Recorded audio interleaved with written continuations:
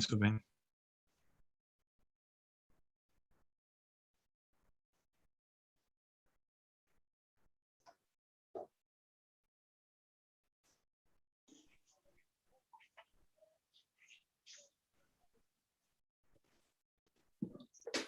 Om Sairam, Dr. Mohan, you want to test your voice?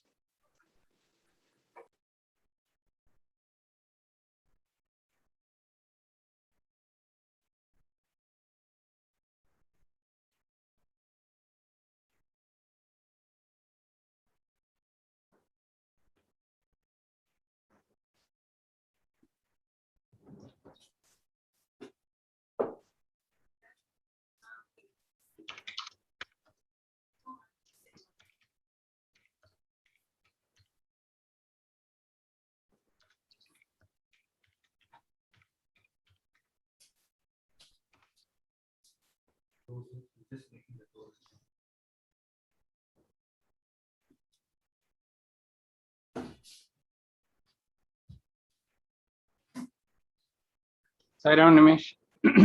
One, so nice to see you. Good.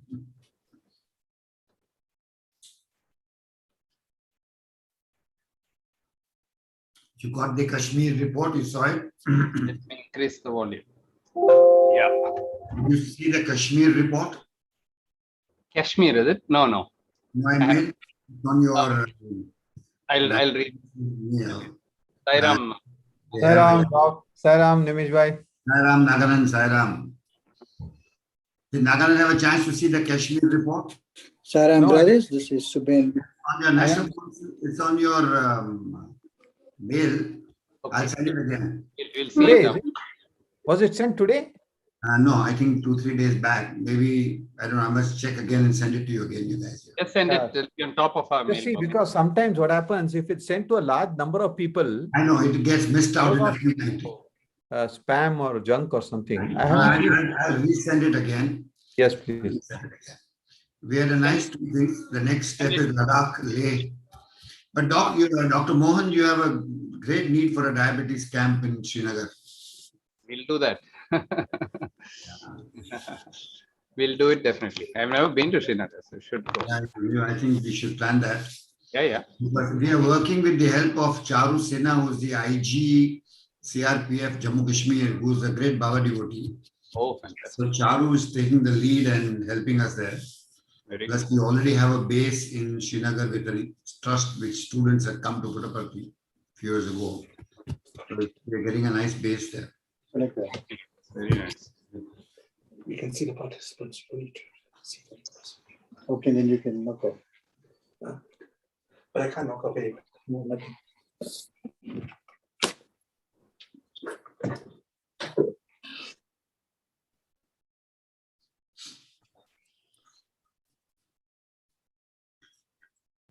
Saram Nimesh bhai. Hare Sairam, Kem Mukesh Chair. from London. All right, Chotame badai. Very fine. Nice to see you, man. How's the program going there? We hear no more news about oxygen and all that. It's all good news now. I mean, all Indians are breathing well now. Okay. That's good. Thank you, sir. Nice to speak to you, sir. See you later. Sairam, sir. Sairam. Om Sairam, Dr. Mohan, this is Subin, South Africa. Sairam. Sairam, brother. Sairam. Sairam, brother Sairam, Nimesh. Subin. Sairam, brother Naganan. Looking forward to you participating. We'll just give the devotees and trust members a little bit more time. They'll join right now. And we also have to get Ratnakar also to join. Yeah, we'll wait for Mr. Ratnakar. Thank you. So how's the program going to be structured? Brother Subin? Sairam, brother Naganan. The way we would like to do it, we'll have a quick opening prayer and welcome.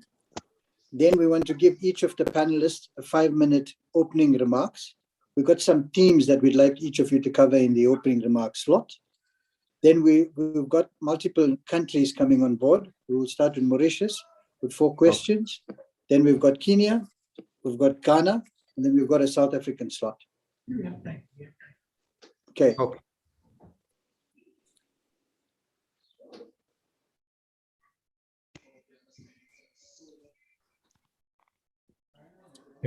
Ben, maybe you want to put up the agenda and share it. Sairam. Yeah, Sairam sir, Sairam Mohan sir. Sairam, sir. Welcome. Sairam Naganan sir, Sairam Nimesh bhai. Hi, Ram. We're having Dr. Mohan today. Yes. Very good. Very happy. Yeah. Om Sairam, Mr. Ratakar, Suben, Yeah. South Africa. So when you're not in the center of the screen. Okay. Yeah. Yeah. Yes. Okay, Nice, so Mr. Ratnakar, just a quick background and agenda for you. I told brothers, the rest of the brothers, we want to start with an opening remark session. Each of the members on the panel will get 5 minutes each. And in those 5 minutes, we want you to make some opening remarks. Then we're going to go country by country. We've got slots and questions from each of the countries. We'll start off with Mauritius, then we go to Kenya, then we've got Ghana, and then we've got South Africa. For your opening slot, the devotees would like to know why, the reason and the rationale for the Global Council. So you can look at that. And for Mr. Naganand, they wanted to know about the position being sent to us from the international organization, that the international organization is autonomous. And the position of, So when we will say general certain things, when your question and answer comes, you can, whatever you want, you can ask. all right, perfect. Hmm? All right. And there were some questions around SSIU's youth program and what does Global Council want to do. Africa has got the largest youth What we do is, perspective. Those are, can we start with a prayer? sure, we'll kick off. Yeah. Okay, we'll start now. Thank you. Om Saram. Firstly, we thank our panelists, Brother Ratnakar, Sri Naganan, Dr. Mohan, trustees of the Sri Sathya Sai Central Trust, Prashanti, Brother Nimish Pandya, All India President of the organization, on this late evening on Sunday. Respected elders, sisters and brothers, young adults, and the youth of our divine organization of Africa, welcome to today's meeting. We offer today's meeting at the divine lotus feet of our beloved mother, father and guru, Bhagwan Sri Sathya Sai Baba, and pray for his guidance and oversight during today's session. We dedicate the opening prayer to all who have been impacted in Africa and globally by COVID-19, where we lost many dear devotees, family and friends to this pandemic. We also pray for peace and calm in our rainbow nation of South Africa after a week of looting and violence, especially in KwaZulu-Natal and the rest of our lovely country. Let us start with the prayer, the opening prayer. Om.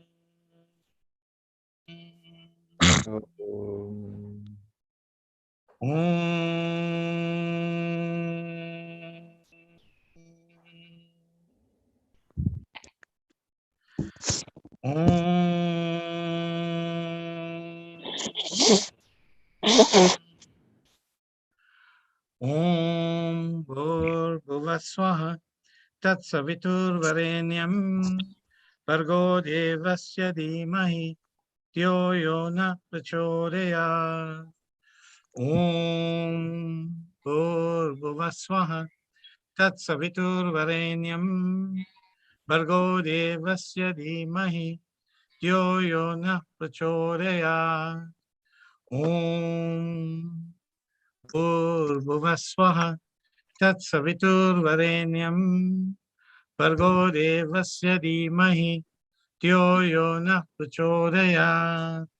Om Shanti, Shanti, Shanti. Om Sairam. On a positive note, we are very happy that South Africa registered with and joined the Sri Sathya Sai Global Council yesterday. On the special occasion of Mandela Day, 18th July 2021, we encourage and appeal to all our fellow African countries to follow suit and join Sri Sathya Sai Global Council. I refer to Satyam Shivam Sundaram, part 3, chapter 3, called The Awakening Continent.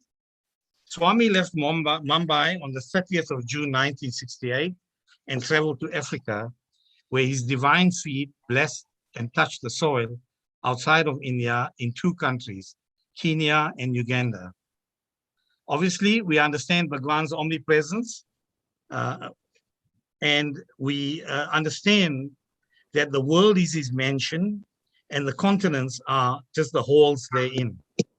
Brother Ratnakar, Swami would mischievously tease your divine granny, Mother Ishwarama, about the jungles and the wild animals and citizens in Africa. And she pleaded with Professor Kasturi to please look after Bhagwan. He could not tell her, how does one look after God? I'm I'm trying going to get to hand in. over to Brother what you said. Subhan Murli. I know I had it. Panelist. Bharat, just 1 minute. Vishnu, can you mute everybody else? Can you mute everybody else? Yeah, we're working on that. Thank you. Mute I'm going to hand over to you, and you mute everyone, please. Thanks. Sairam. Okay.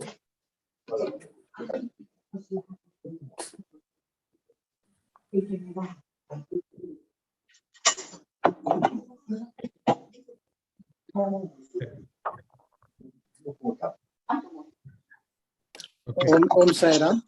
Yeah. We would like to begin the first section by giving each of the panelists an opportunity to spend 5 minutes on a very focused background around the Sri Sathya Sai Global Council. Thank you very much, sirs. We will start with Mr. Ratnakar, please. Vishnu, can I request Dr. Mohan or Ms. Nagarand? I have already spoken once to you all. I think we'll go with them first. All right, perfect. I think Naganand can go first, yes. Yeah. Okay. Om Shri Sairam. My greetings to all Sai devotees who have made the time to join this interaction session that we have been having with African countries.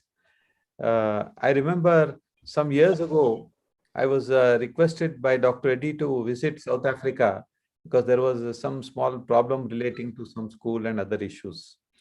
And I made all arrangements, including I booked my hotel room and also the air flight, everything was booked. But Swami did not will that I should visit South Africa at that point of time. And therefore, I cancelled it the last moment. And I have not had the pleasure of visiting the southern part of Africa to meet and greet all of you. But, you know, strangely, though I have not gone there, but I have met many devotees of Swami in different parts of the world. In fact, you know, 2 years ago, there was a meeting of the BRICS Legal Forum in Rio de Janeiro. And I happened to meet a lawyer there whose family are ardent devotees of Bhagwan. And all the time throughout the conference, we are talking only about Bhagwan and nothing to do with legal issues. So I think, you know, Swami makes this possible for us to meet in this circumstances. I think today the topic for discussion is the formation of the Global Council. I think I need to just give you a few minutes introduction. Now, till Swami was physically with us, he was in complete charge of everything. He was the founder of the Central Trust. He was the inspirer for the Seva organization in India and overseas. The Seva organization is an organization which Swami blessed for all of us to become members so that we will develop the attitude of uplifting our own selves by doing Seva to society. That is the whole object of it. Swami did not want Seva Dal to come and do Seva to him personally or to his institutions, but it was meant for our upliftment. So if we keep this in mind, then analyze what happened. You see, Swami was a great micromanager and a macro manager. I always, you know, refer to how Swami was actually managing. Yes, Ratnakar? Vishnu, ask them to, because each person joins, it is giving you one beep. See now, so it's causing little annoyance for people. Vishnu, can you ask the host to mute their mic so that that beep sound doesn't get into the whole audience?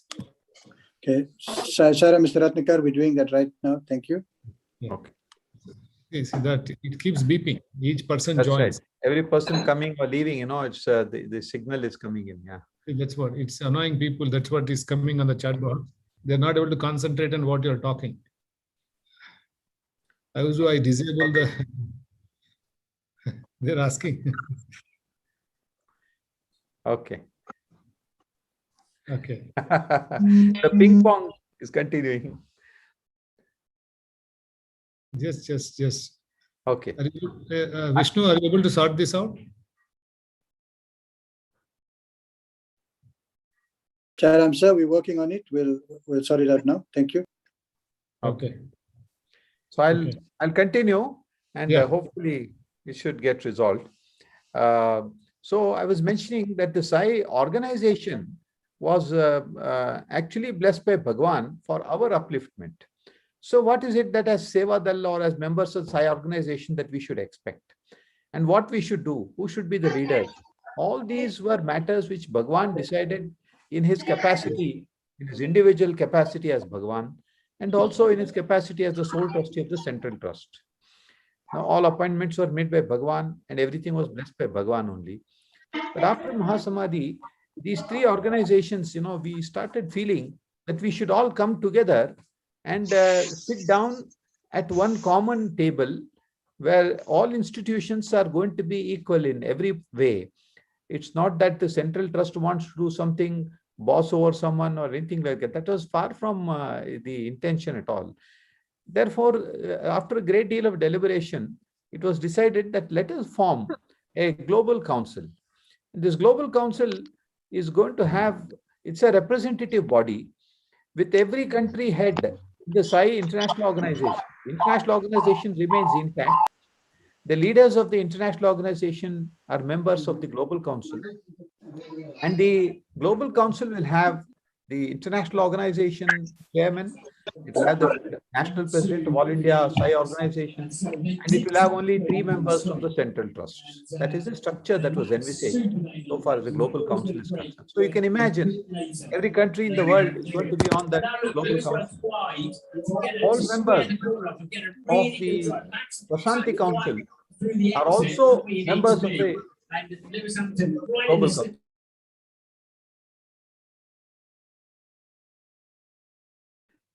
Yeah. Okay. Now, so the composition of the global council is such that everybody comes together at one table. And this global council is going to take policy decisions as to how the Sai mission should go forward in future. The All India Sai organization is the biggest organization of Sai devotees. I think it has about 80 to 90% of the devotees in the world who are members of the Sai organization are members from the Indian organization. The rest are the international organization members. So the whole object of this is just to provide a platform for everybody to sit down at one table.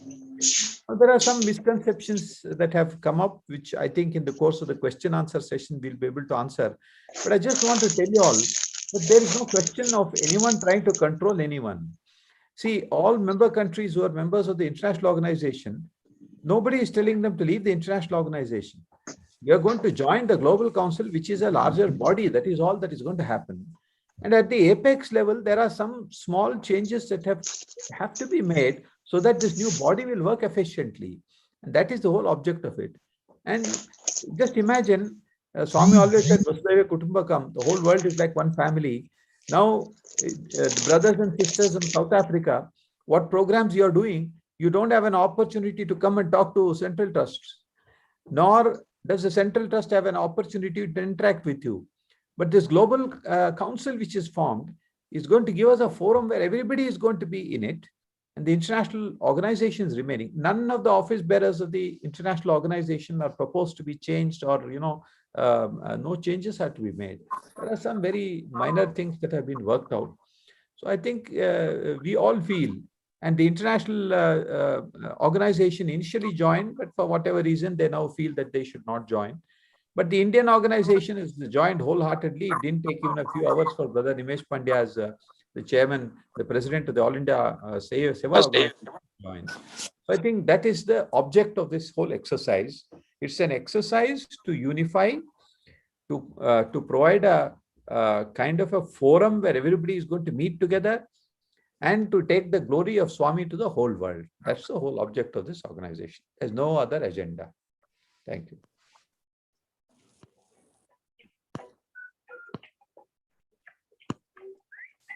But now hand back the mic to the anchor, please.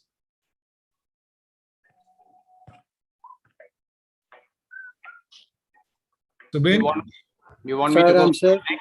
Yes, Yeah. we're back. You can go and talk. Thank you. Okay. Om Sri Sai Ram. I offer my most loving, humble, and loving pranams at the divine lotus feet of our Lord and Master, Bhagavan Sri Sathya Sai Baba. And let us all pray to him to be present here as we discuss things which I'm sure are very near and dear to his heart, because of all the countries in the world, and we have more than 200 countries in the world, he chose only 2 countries in Africa to physically visit. I don't know why he did not visit other countries, but I think it's one of the greatest blessings, since we all believe that he is the avatar, that he chose 2 countries in Africa. And therefore, I would say to all my Sai brothers and sisters of Africa, I think you should consider yourselves extremely blessed that Swami, not out of accident, but out of choice, chose Africa to visit. And therefore, this meeting actually has very special significance according to me. Now, we are in the post-Mahasamadhi era. The avatar has come and the avatar has left the physical form, but the avatar will always be there, and he will now be watching every word that we speak, and he will physically be present now in Africa and in India listening to what we are talking, because he is the eternal father and eternal mother and the eternal guru for us. He is not in that physical form when he was there. So with that in mind, for some time now we have been feeling that it's not the immediate thing that we are concerned about. It's not the next 1 year, what do we do? Next 6 months, what do we do? The next 10 years, what do we do? What do we do after 100 years, when none of us who are in this meeting today are likely to be present?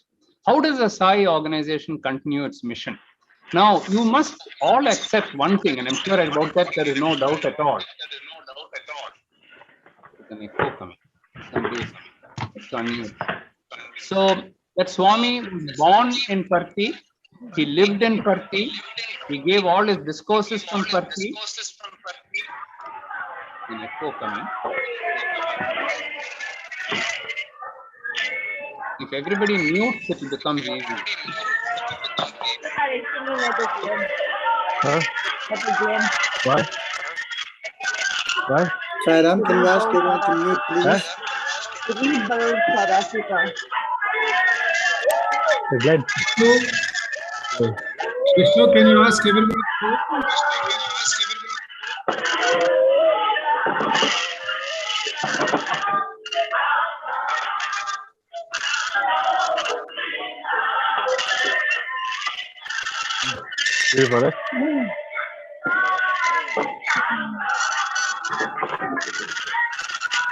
Vishnu, can you ask everybody to mute? Ben, can everyone mute Dr. Mohan?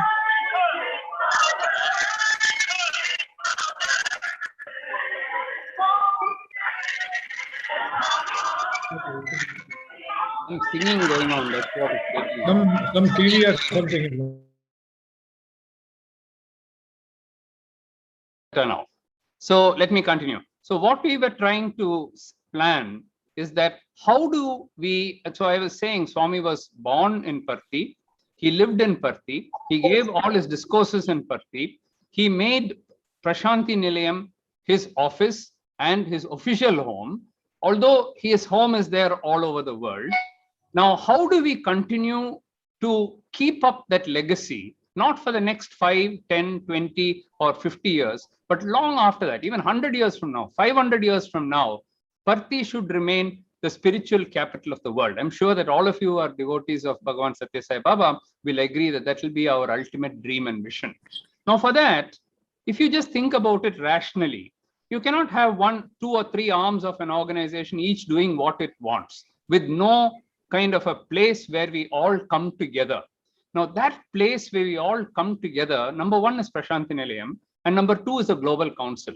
So this concept is not to divide people, but to unite people and see that all the organizations, the Sri Sathya Sai organization, Sri Sathya Sai Seva organization of India, and the Sri Sathya Sai Seva International Organization and the Central Trust, three bodies which are working and doing their own jobs, have a common forum where they can all meet, not just today, but for decades to come. This will help us to understand better what each other is doing. That is the only objective of the Global Council. That was the whole concept of the Global Council. Somewhere along the line, if I may take the liberty of saying so, the Sri Sathya Sai Global Council was being equated with the Sri Sathya Sai Central Trust. I think that is where the whole confusion came. We made it very clear in all our communications, and I think even the international organization had understood that, saying that the three bodies will have representatives and equal representatives at the highest level, so that no one body will have even one member excess. Beyond that, when it comes down to the Executive Council, there are hundreds of people who are on that Executive Committee, of which there are only 3 members from the Central Trust, which means the Central Trust will never have full control of the Global Council. That was never the objective of forming the Global Council. When each one is doing their own work so well, where is a need for one organization trying to do another organization work? Let me tell you very clearly that we all have our own work to do. The Central Trust has its own work to do, and we have got enough work to do in Prashanthi Nilayam, and to keep all Swami's organizations growing and going forward, just like he would have wanted it to go, itself is a huge task for us. But at the same time, we would like Prashanthi Nilayam to become the headquarters of the entire organization. And for that, the only way we can have it is that we have all of you on board, all of you connecting and reconnecting to what I would like to call as the source. And that source is Swami. Now, if you have a fundamental problem even with that, no, I don't want to combine, I don't want to have any connection with Swami, I don't want to have any connection with Swami's place or with Swami's headquarters, then you've got a serious problem.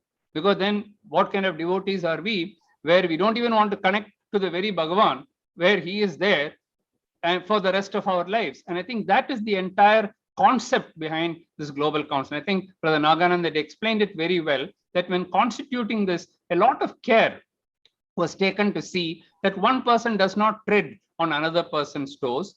There was, at no time was it discussed that the Central Trust will dominate the other organizations. If that was so, the Sri Sathya Sai Seva organization, about which Brother Nimish Pandey will be talking next, has already been in the Global Council for a few months now. And what have we done? Have we taken over the entire organization? Can we do the entire work of the organization? Will the left hand try to catch the right hand? This is how we have to look at it. We are all children of Swami. We are all different parts of the limbs of one body, and that body is the Global Council. So if we are asking you, become part of this body, if you say, no, I don't want to be part of this body, I'll be separate, I'll be independent, hanging around, then it doesn't work that way. And that concept, if you keep in mind, and if you are, the other thing that I want to tell you is that it's all a matter of trust. See, Swami has always told us we should trust in him, have faith in him. Similarly, if we all have trust in each other, I don't think all these questions even need to be asked. Because whom are we asking and whom are we trying to control and whom are we trying to is it a political body or something?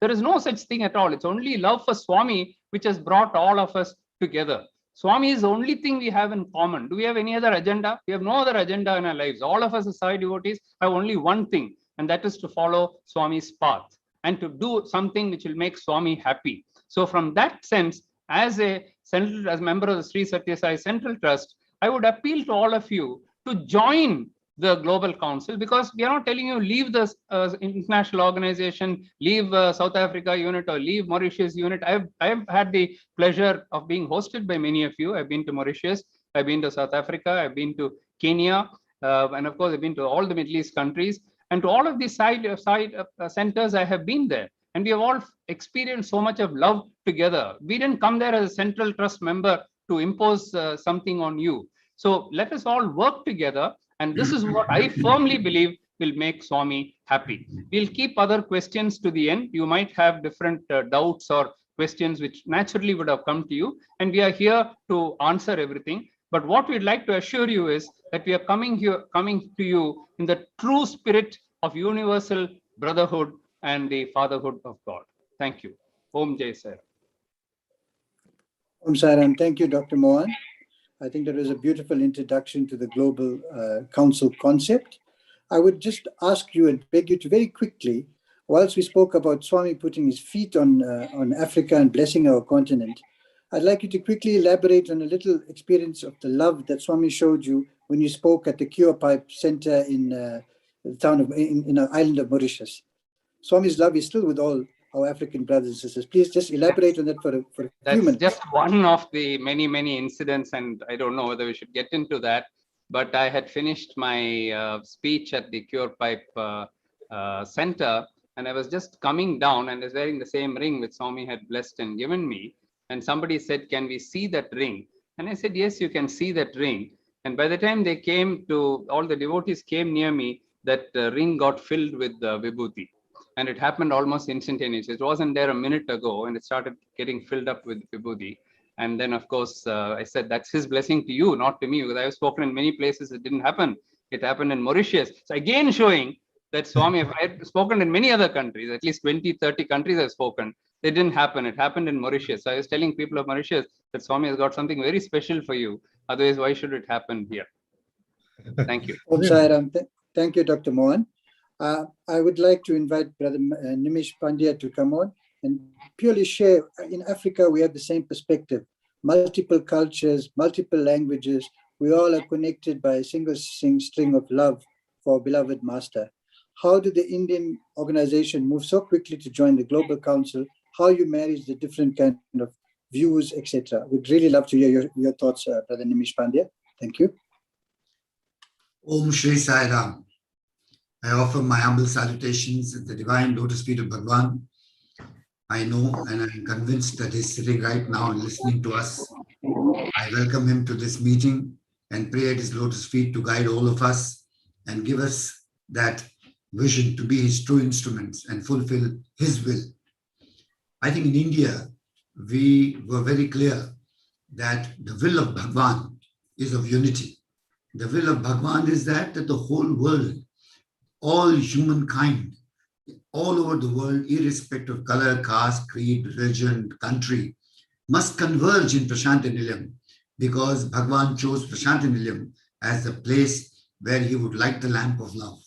And therefore, when it came to the question of associating with Prashant Nilayam under one world body, under one united umbrella, there was never any doubt in our minds, because we in India, and I'm sure every devotee around the world, has joined the Sathya Sai organization with the great conviction that Baba started this organization only with one goal, and he wanted us to use this platform to improve ourselves and to increase our connectivity, one-to-one connection with Bhagwan on this platform called the Sri Sathya Sai Seva Organization. In India, we never had this situation that we are an Indian organization and there is an American organization and there is a British organization. In fact, we've always worked towards coming together. We had the great privilege of having all our brothers and sisters coming from different parts of the world at Prashant Nilayam, and we've interacted with them. We worked together, we've done together. In fact, my earliest memory, way back in the 1980s, was the first Children's World Festival, which happened in Prashant Nilayam. And fortunately, at that point of time, I was given the responsibility to manage all the kids from all over the world. Therefore, to me personally, right from the time that I've been in Prashant Nilayam, and having had the privilege of Bhagwan's physical presence at that great United World's Children's camp that we had, the vision of one world was ingrained in our DNA in India very much. So therefore, there was never any hesitation when the proposition comes that we should be all together under one world, because the need was only love. The need was to come together. So therefore, that need was getting fulfilled in this whole proposition of the world coming together. And you see, brothers and sisters, the beauty, you admire Bhagwan and his grandeur. When you see that every devotee all over the world comes under the same strain of love that he comes together. When you see the smiling, loving face of a Japanese brother or an American brother or an Italian brother, it only enhances your own devotion. And imagine if all come together, this synergy can create what an amazing vibration of love all over the world, was something which was very much sacrosanct, and therefore it was never a difficult decision. The second, it was never occurred in our mind that the Central Trust is different from us or the World Organization is different from us. In fact, as Dr. Mohan rightly mentioned, we already have an association of working together with the Central Trust for the last 3 years. We have our own national council in India where Dr. Mohan, as a representative of the Central Trust, has been a part of it, and we've enjoyed our interactions together and the sharing and the caring that we have. And with Brother Ratnakar and Brother Naganan, and for that matter, all the trustees, and Mr. Chakravarti has been like a father figure. We work together. And for all of you, you know that in India, every state is a different country. If you have Africa, which is multicultural, if you have Europe, which is multinational in so many different ways, we in India are like a mini world. And despite all the differences of language, color, caste, creed together, every state of India religiously goes to Prashanti Nilayam for Prashanti Seva every 15 days of the month. 365 days we are interacting with Prashanti Nilayam. And it's been such a happy experience. I mean, in India, for us, it is very alien to hear that there are issues about A or B kind of trust or mistrust as far as Prashanti Nilayam is concerned.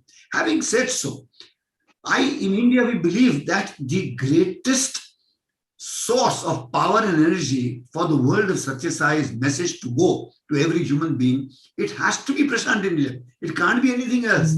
God chose Prashanti Nilayam. And therefore, the question of not aligning with Prashanti Nilayam never even occurs in the remotest of intentions in our thought process. Therefore, and we firmly believe that this massive tree of an international united organization must have its roots in Prashanti Nilayam to be nourished with love for all times to come. And therefore, this question never arises that you cannot. In fact, I'm a little surprised how people can even debate whether to join Prashanti Nilayam or not Prashanti is a matter of great concern for us, for our ability to understand Bhagavan's message. I mean, for me, it just beats me. Why even a debate? I mean, we took the shortest possible time, because even if you wake me up from my sleep or any member of my organization in India, when you wake them, they'll say, yes, Prashanti Nilayam will be a yes, a big, big yes all the time. And this decision is not based upon A, B, or C, human beings who are handling Prashanti Nilayam. It is based on the fact that Lord is the master of Prashanti Nilayam. The Central Trust can Right. handle So I was Prashanti just wondering, but the Ashley, will you be master is able to give Bhagavan up Krishna from your Chaitanya. 6? You want me And to come therefore, and there drop will off never be a doubt but I that don't have any at the moment the now because question is of I trusting ended up Bhagavan. taking for I have no Kimesha doubt and in him, my and mind, then and she so wants I'm sure all of us have no doubt that Bhagavan is the doer. He is the master. He is the puppeteer. We are all puppets. Therefore, even if tomorrow I have to behave or misbehave, he has the rope in his hand to control me. Therefore, I would rather have faith in Bhagavan and pray to Bhagavan for everything that is happening rather than be aligned to A person or B person. And therefore, in India, our decision to align with the Global Council and with Prashanti Nilayam was a very spontaneous decision born out of pure intuition and pure voice of conscience being put into action. And therefore, we were happy with the decision. We are happy, and I'm sure we'll always be happy, because the source is where sustenance happens, the source is where progress happens, and therefore never a doubt at all. Thank you. Thank you very much. Om Sai Ram. Thank you, Brother Nimish. I appreciate that multicultural perspective. We'd like now to move on to the next segment of our program, where we're going to ask Sister Vidya from our island nation of Mauritius. Suben, you want me to say something? You forgot me. Oh, no, sure, sir. If you want to just summarize the thoughts and position. It's natural because I've already spoken for 2.5 hours with them in the past. Even then, a summary would be good. Yeah, Sairam to all the brothers and sisters in the African region, especially South Africa. Sir, actually today, Dr. Mohan, Ms. Naganand and Ms. Nimesh, today actually we are here with brothers in South Africa who have already joined the Global Council as a nation. They have already joined. In fact, I was trying to tell them whether should we really come for this meeting, because you have already joined us and now we will go through only for Guru Purnima. Then they said, no, sir, we're all waiting to connect with all of you and want to talk to you all. Anyhow, very, very hearty welcome to South Africa. And So very hearty welcome to Global Sri Sathya Sai Global Council Prashanti Nilayam. I'm so happy, and entire South Africa. How many centers are in South Africa, Suben? Totally? There's 120. There's 120 Sai centers in South Africa at the moment. 120. Okay, maybe barring 7 or 8 centers, all the centers individually have registered Nimesh, Mohan, and all of them. And as a country, they have registered. Yesterday, the country president, Suresh Nandalal, has also registered it as a country completely, and all of them have been working very hard to talk to and clear the doubts of people, and Suben and team. And we used to have, earlier Mr. Suresh Menon was, he was a zone chair, and he said, let us all associate with Prashant Nilayam. He was fired and taken out from there. Then we also had appointed him from our side as a global council, from global council. Then there are many senior devotees who have been a team, and they were really working hard, and understand all of them have their heart connected to Swami and Prashanti Nilayam. And especially from South Africa, any given day, there will be somebody or other from South Africa throughout the year. That is the specialty of this South African devotees. They're deeply in love with Swami. They have tremendous faith in Swami. In fact, even as Dr. Mohan was saying about Mauritius and all other, there are very, very often they come to Prashanti Nilayam, and they are like a part of Prashanti family. They have been coming, and I personally know many of them who visit from African region. This global council now today, we have, I think all our brothers have given complete background of it. All that I want to tell you is, it is for real, and it is Swami's will and sankalpa.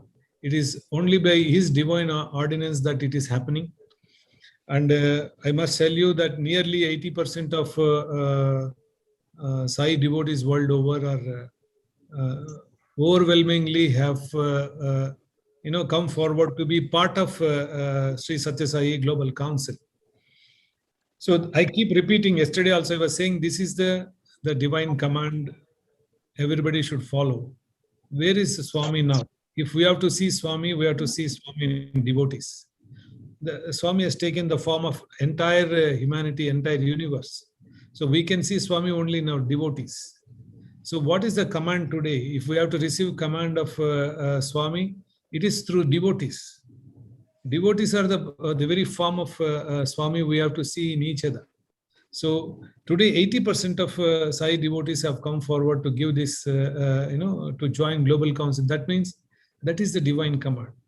The divine commandos who have, they're all devotees, so they are the ones who have given this command. And I think it's a beautiful thing that everybody is, rushing to join. And it is a very simple thing which we proposed, and for times to come, to safeguard Sai mission, Sai organizations from any kind of untowards influences, and to give a institutional safeguard to the entire working of Sai mission in the world. So it is not to infringe on anybody's working or anybody's authority or whatever they presume things. So it was not so. It was done only as a common forum where everybody comes together and exchange the views and run the mission together. So in the process, there are some certain misunderstandings have come up from the people who did not want to understand. And very honestly, today we have Mr. Nimesh Pandya and whose organization, where Sathya Sai organization of India is almost 95% of Sai mission all over, and taking almost 80% of SSIO or whatever you are in the past. They have joined Global Council, takes to 99% of Sai mission is in Global Council. Today, 99% of Sai mission is in Global Council against 1%. So what is the divine command that we need to take? Am I audible, sir? Nimish? Okay. What is Yes, the sir, you can go ahead. what louder divine command you need to know? We are only using our mind and trying to find ways and trying to logically explain things and trying to create stories, and it is not so. 99% of Sai devotees are joining Global Council. I think it's a most loudest divine command. One should not ever look other way, because one must not be closing eyes and ears to this loud echo of Sai devotees from across the globe. And I think, whatever we mooted as a Global Council, that is justified today, because I'm not trying to say that this has become successful or somebody has failed. No, there is nothing like that. All of us are brothers and sisters. Even those who stayed back also are part of Sai children. For whatever reason, maybe they have chosen to stay back. But those who are coming, maybe I think there was the pull of Swami was more. I can only conclude like that, or I can think like that. That pull of Swami was more. It's not that I'm saying that again. Don't misinterpret it as if they have the people who have less devotion, but maybe for some reason we need to introspect and find if 99% people are saying something, why 1% are not able to see the point. So today, the Global Council is for real. I'm so happy that the devotees of South Africa have taken this wonderful step to join. And we heartily welcome them to Global Council Prashanti Nilayam. And we will have this wonderful journey, the journey ahead. And we are going to work together in a brotherly way. And I'm sure Swami will be very, very happy. Sairam. Sairam, Brother Ratnaka, thank you so much for those warm words. We'd also like to thank you and the rest of the trustees for guiding us in South Africa and assisting us through the process and being on a call whenever we needed your guidance. Saram, brother, Saram, brother, before you continue, there's several questions coming through on the chat. Is there an intention of the panel to answer those questions? Yeah. Yes, Umesh. We are going to be, yes, we're going to be Come dealing to with that that just session. now. Saram, thank you. Okay. Saram, we'd like to start with Sister Vidya from Mauritius, who's got a set of questions for the panel.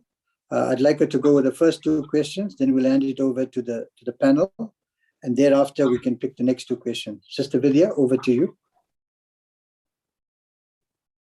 Sairam, I offer my humble pranams at the divine lotus feet of our beloved Bhagwan Sri Sathya Sai Baba. Dearest Swami, respected Brother Sri Ratnakar, Brother Sri Naganan, Dr. Mohan, Brother Sri Pandya, Sai brothers and sisters from various countries, please accept our loving Sairams from Mauritius. It is an honor and a pleasure to interact with you all today. On behalf of all my brothers and sisters from Mauritius, I would like to thank the panel members for being there to answer our queries and clear our doubts. There are basically three types of questions which have come. One is we would like to understand the background of what all this hue and cry is all about. What will be the new structure and what will be the way forward? So the first question, I've tried to summarize the questions which I received from our brothers and sisters. One of the questions which has kept on coming is that we want to understand what is the background of the creation for the creation of the Global Council. Brother Pandya just mentioned that we are all together, it's a single organization. So now suddenly, why is there a need to create a Global Council? What happened? why is this not against what Swami had guided us to do? And why is it not possible to work together with the SSIO? And also, why was the reconciliation process not successful? And from our perspective, it seems that there is no unity within our organization. So can you please clarify on this?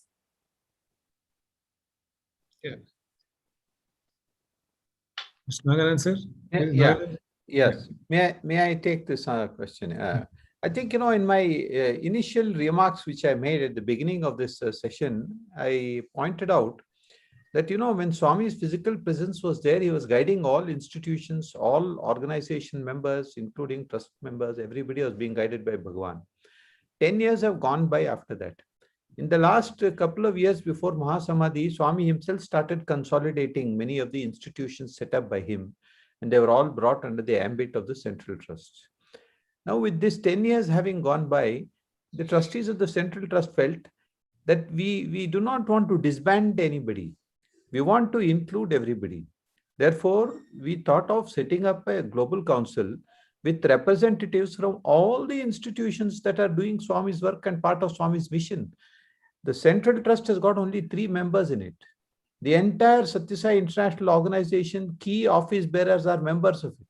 International chair is there. All the zonal chairs are there. Central coordinators are there. And there are country heads are there, part of the Global Council. Same thing with the Indian organization. The head of the Indian organization's All India President is there. His team is there. All of them are key persons are there. So this body is a large body. And what is a representation of the Central Trust in it? We have only 3 representatives. 3 trustees will be nominated to be on the Global Council. Brother Ratnakar, who's our managing trustee, has voluntarily said that I do not want to be a member of it. If you invite me, I will come. If you make me an invitee and ask me to come for a meeting, I will come. Otherwise, I don't want to be playing a role because my role is very clear and I have quite a big responsibility in the Central Trust.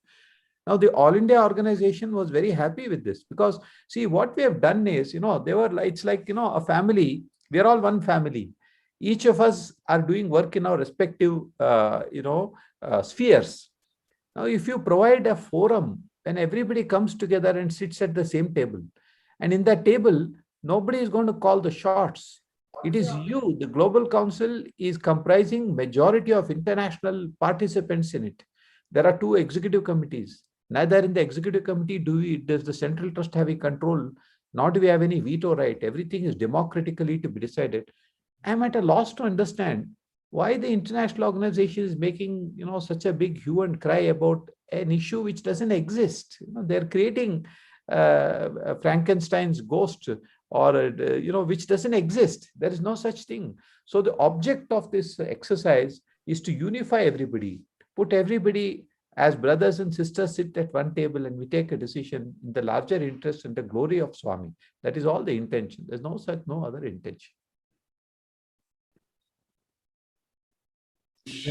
Sairam, thank you.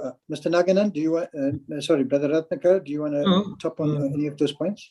No, what Sister Vidya was asking, it's a couple of multiple questions where they said why there was a disunity within the organization. There was no disunity in the organization. We were only trying to create more unity, and in the process there were a lot of discussions that were going on, and we tried to explain to them about what our intention was, and it was never intended to target anybody nor sort of undermine any organization. We tried our best, but today, after almost 8 months of announcement, we are still with several attempts which we tried. Maybe the brothers who are coming onto the table were not willing to understand, and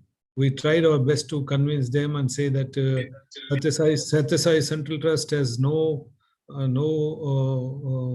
connection as far as Sathya Sai Global Council is concerned. Global Council and Sathya Sai Central Trust are 2 different entities, as you know. In the very opening remarks, what Dr. Mohan said. We were very clear and we tried to explain, but for some reason, SSIO officials, Dr. Reddy, were not coming to, not willing to move with whatever we tried. Perhaps they have their own reasons. So today, what we have, after all this, what we decided is okay. We have tried our best to explain. In fact, you all know that they joined and then they retracted back, and Dr. Reddy, myself, and Nimesh Bhai were there in the meetings, and we tried our best. It is not that we haven't tried at all, or we just backed out for no reason. It is we actually never moved we were only trying to explain to them, but they were coming already preconceived ideas. They were coming to the meeting and they wouldn't budge anything, and we explained to them. Even see the talk about supervision, that is a word which they were talking about, supervision. Yesterday also I was explaining to the Malaysia, Singapore, that supervision is within the if you go into international websites, the SSIO website itself, if you go into that as a charter given by Bhagwan, which website, the international SSIO website itself says the charter was given by Bhagwan, and this is the charter. If you go into open the 1981 charter and go into the section 5, then you will see that there's going to be a body. There will be a body in Prashanti Nilayam created of Central Trust members and All India President and International Chair. And they will be not only guiding, but also supervising. The word used is supervising. And here it has been misrepresented out of context, and it is made out to be as if we are going to stand with a stick and say, we're going to supervise. It is not so. How will we supervise 100 and odd countries? And we have our own works, as rightly said Dr. Mohan was saying. We have enough work here. There are huge institutions are there. Only a representation will be there. All this effort was to connect and bring. See, any large organizations cannot have different objects or different kind of variances for. So we thought we will bring at least the top layer onto one platform where there is a continuous exchange of ideas, and we don't deviate from the founder and our master Swami Bhagwan's teachings. So we kept that in mind. Now today we have a lot of people who have been interacting or who had the blessing of interaction with Bhagwan. But as days goes, the number of people who have interacted with Swami have come down. So that is the reason we said, okay, let everybody should get connected to Prashant Nilayam. Again, they say we are coming to Prashant Nilayam, we are all there, we are connected. That is individually you are coming. But as an institution, we wanted it to be connected, because see, today, Dr. Narendra Reddy is based out of California. Tomorrow, if somebody is based out of Durban, so international office will change to Durban. Then tomorrow, it will come to Mauritius. Will that come to the international chair? Suppose the international chair is, comes from Mauritius. Then the entire international organization head office goes to Mauritius. Then someday it will go to Dubai. Is going to change like that. How can we have a Sai Mission's head office being changed from time to time, from person to person? So it is naturally the headquarter of Sai Mission, which Swami started, is from Prashant Nilayam. The avatar took birth in this place, and he started all these organizations from here. So the national organization, international organization, Central Trust, or creation of Bhagwan, and they all happened from Prashanti Nilayam. So we said it should be all be anchored to Prashanti Nilayam as an institution. So that is all we tried, and somehow maybe it was not understood, or they did not want to understand. And it is not also to sort of control anybody. There's no control of anybody.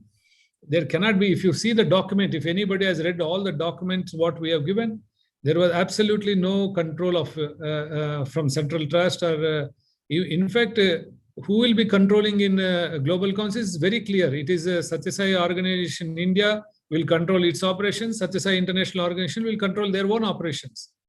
No interference from anybody from Central Trust, nor can they have any even veto power in whatever is happening in Global Council. So clearly we laid out all the rules and regulations and whatever it is, but somehow they didn't want to. There was a consistent effort for a very false narrative of we trying to control and we want money and things like that. So today, we never wanted any. If you, Suben, if you want me to cut short, I will cut short. But I just want, because the sister asked so many set of questions, so I thought I'll just Naganan sir. So she asked so set of questions, almost like we have to answer a full set of. I think you covered it, Ratnakar. You covered it. Okay. Yeah, Next so thank you very much. Yeah, before we get back to Thank you. Sister Vidya, I've just got some questions from the group itself. And I think we're allowing people to express their opinion. So please allow me to be very frank. There's a very uncomfortable narrative that's going around in South Africa on the African continent. And that says the international organization was set to be an autonomous body as directed by Swami, and that was a divine command. I'd please like your clarification on that point, because that's causing a very divisive stance in many countries. Sairam, I'd like you to answer that, please. Thank you. Yeah, Naganan sir, Nimish. I think, this narrative is very, very difficult to understand. See, if you see the document that has been prepared and shared, and which has been practically agreed, you see, I must give you a little background. Before the announcement was made on the 23rd of November, few days earlier, after the Central Trust decided that we are going to go forward with this, I personally discussed the matter with Dr. Reddy, explained to him what is passing in our mind, and that we are going to make this announcement. And this is just a in principle announcement. The Global Council is going to take effect in next year, Guru Purnima, that is on the 24th of this year. So there was 8-9 months left. And the document was shared. It was for discussion, debate, everything. If you see, I won't go into the details of the debate, because no agreement was reached in spite of a great deal of effort that was made. And finally, the object of this is that the international organization is going to function as it is hitherto functioning. Nobody is going to affect them in any way. No one is going to be removed or appointed. The Constitution contemplates that there will be an executive committee for international things called Executive Committee number 1. In that, you have the chair of the international organization. You have all the zonal chairs. You have Prashanti Council members. And you have 3 trustees of Central Trust who are on that executive committee. It also has a few other members. So this body is the one which is going to decide who is going to be holding what positions. And once this body decides, and the decision is by a simple majority, it is not by a veto right. The Central Trust has no right to say that we don't agree with your decision. Whatever decision is made is to be given effect to. Supposing a zonal chair has to be changed, somebody resigns, somebody is not well, somebody cannot give time. For so many reasons, he or she may not be able to continue. So if you have to find a new office bearer, same thing is happening in India also. Some of the office bearers became very old. They were, one of the office bearers, one of the trust members was in his 90s. And then, we decided that, 90s, yes, he can do seva. But is he fit and suitable to hold position of in the organization? So those are decisions which were made. Now that decision is going to be made by this representative body where Central Trust has no control. So what is this autonomy that they're talking about which is taken away from them? No autonomy is taken away. The chairman of the Global Council is going to be Mr. Chakravarti. That is, as we have decided, he is the senior most devotee that is Swami has blessed us with now. He has served Swami for, probably half my age or more, he has served Swami. Now, in a situation like this, what kind of autonomy are they looking at? What is the autonomy? What is the role of the organization? The role of the organization is only to show them what is Swami's path and how you should go about. What is this autonomy? If I am appointed as a zonal chair, it doesn't mean that I get a crown to wear on my head. It is a responsibility given to you to guide and help and take the devotees along. If a devotee has some doubt, how to solve the problem. If there is an issue, how do we resolve that issue? What is Swami's teaching? This is the role of being mentors in a voluntary organization. So this is not a position of power. So what is this autonomy they're talking about? I don't understand. If you look at the documents, the position is absolutely clear. If somebody doesn't want to read the document and understand it and simply go on saying their autonomy is taken away, we can only say, no, it is not taken away. That's all there is to it. Yeah, and also, what do they mean by independent, and what do you mean by Subin? What is that they were asking? Means independent and autonomy means what? See, they need. There will be no link to the central trust. Yeah. I think Where is the clearly explained there are only 3 members in that out of 50 members. Where is the question of central trust? I can't understand it. You know, now that you have told me this, it's very interesting. Even in 2011, after Mahasamadhi, it is a Prashanti Council who requested an intervention of Central Trust. It is we intervened. In fact, if you read that what I had shared with you, the entire Prashanti Council had written addressed to the letter to the trustees of the Central Trust then, and it very clearly says, please we request your urgent intervention to save SSIO from uncertain future. This is the wording they had given. So we were requested to intervene in those days, and we intervened. In fact, of course, they are offended. Even Dr. Reddy offended when I say it is Sathya Sai Central Trust who, in fact, sort of facilitated his appointment, and so they are all, no, he cannot be appointed by us. That's what the stand they take, but it is not so. It is we. Clearly, we are the ones who did all that work for him to be chairman of Prashanti Council. In fact, we have all the letters, all the correspondence, and even his appointment as on that day, the trustee then, Sri Indulal Shah, has written a letter of his appointment, and that was circulated in international organization. It very clearly says, demarcates the responsibilities of Dr. Goldstein and Dr. Narendra Reddy. Dr. Goldstein will be head of World Foundation. Dr. Narendra Reddy will be in Prashanti Council, or some vice versa. They will, but it is very clearly a drafted letter, and it was, in fact, it was circulated by all the office bearers, top office bearers, so that it goes to all the centers also. In 2011, that was done. So you don't want a central trust, but it's okay. That's why we created, now that, please, you have any issue, there's a neutral forum like Global Council where there is a minimum representation of central trust. Now, why you have a problem with Global Council also? See, when Ms. Nimesh Pandya, who holds 95% of Sai mission on this planet, he had no problem, and we don't interfere. In fact, you are all away, and Ms. Nimesh Pandya is day in and day out is part and parcel of Prashanti Lab.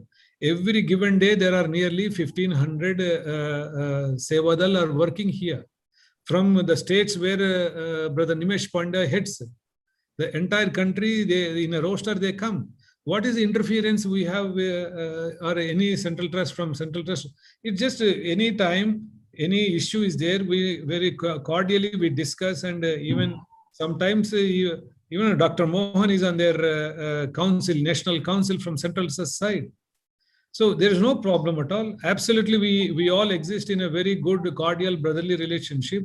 Nobody feels threatened. Nobody feels infringed upon their powers.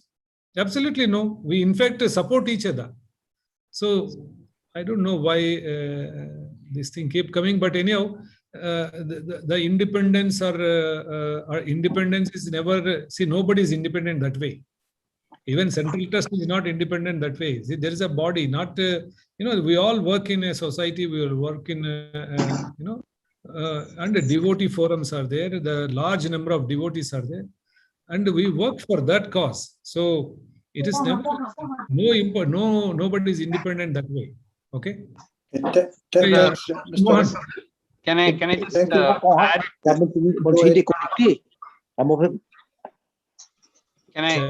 Can I just add something? Because repeatedly questions are coming in the chat box, and so I thought we should address that. Why now, and why not before the Mahasamadhi? That's a question is being asked. I think that's not a very fair question to ask, because when Swami was there, he was everything. So for everything, everybody went. He didn't need organizations, and he only created it for his convenience. He just created it, and for better facilitation. But for every single thing, we would go with a letter to Swami, or we would talk to Swami, and therefore there was no need before the Mahasamadhi for another council or something else, because Swami was everything. He was a council, he was a SSIO, he was a SSSO, he was a central trust, he was everything.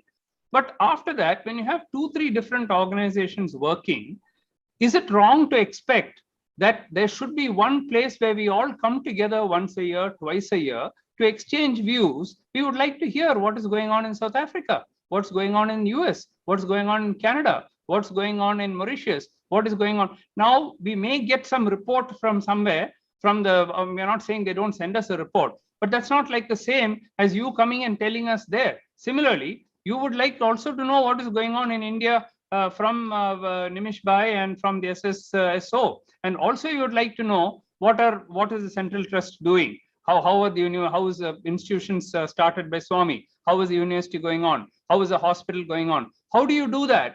Unless there is one central point where we all come. If you just come as a devotee and you go away, so we are not stopping anybody from coming to Prashanthi Nilayam. Prashanthi Nilayam is your home, and we are all inviting you now. We are taking the opportunity. Don't forget it if you're not part of the Global Council. You are still invited to, because who are we to stop you from coming to meet your Divine Mother and Father? That is he's our common God. So to see them, there is absolutely no problem. But for working together, there is a different issue, isn't it? If we're all working together, we would like to know what is going on. And that also, as repeatedly I'm saying, it's not for now. It is not for the next 1 year, 2 years. 20 years from now, 30 years from now, the entire leadership would have changed. There are countries where the different rules may be there. The organizations may take a different form, and therefore the whole thing may go out of control. And that's the only reason why we'd like to know what is going on in the international organization, what's going on in the national organization, and what is the central trust views. One place where we can all sit down together. In fact, that is not new. Even before the Global Council was formed, 2 years ago, we had a combined meeting where the international organization, the trust, and the national organization sat down together in Prashanthi Nilayam, and that is what gave us the idea 2-3 years ago. It was so nice. We had dinners arranged for each other where we could all talk about the work that we were doing. We were introduced to each other, what's happening in the rest of the world. This can only get strengthened when you have a global council. It's only from that point of view that we are thinking about it. And I think those you understand that, then these questions won't come up. Otherwise, you keep on asking why you're starting now, why not 10 years ago, why the hurry to do that. There's nothing like that. We're just forming at some point, and we've not decided anything. The council is just being formed, and the council decides. All of you will be sitting there and deciding what next to do. There could be mega projects to be taken up. COVID is a very good example. Can we all help each other in different parts of the world? These are all the kind of issues which you'd like to discuss in the Global Council. Okay. Sairam, yeah, thank you very much. I think that covers off the points around why now, the structure, autonomy, and control. I think those were a core theme that has come through from many of the devotees. I'd like to ask Sister Vidya to make it very brief, a last question, and before I move on to Kenya. Thank you very much, Sister Vidya.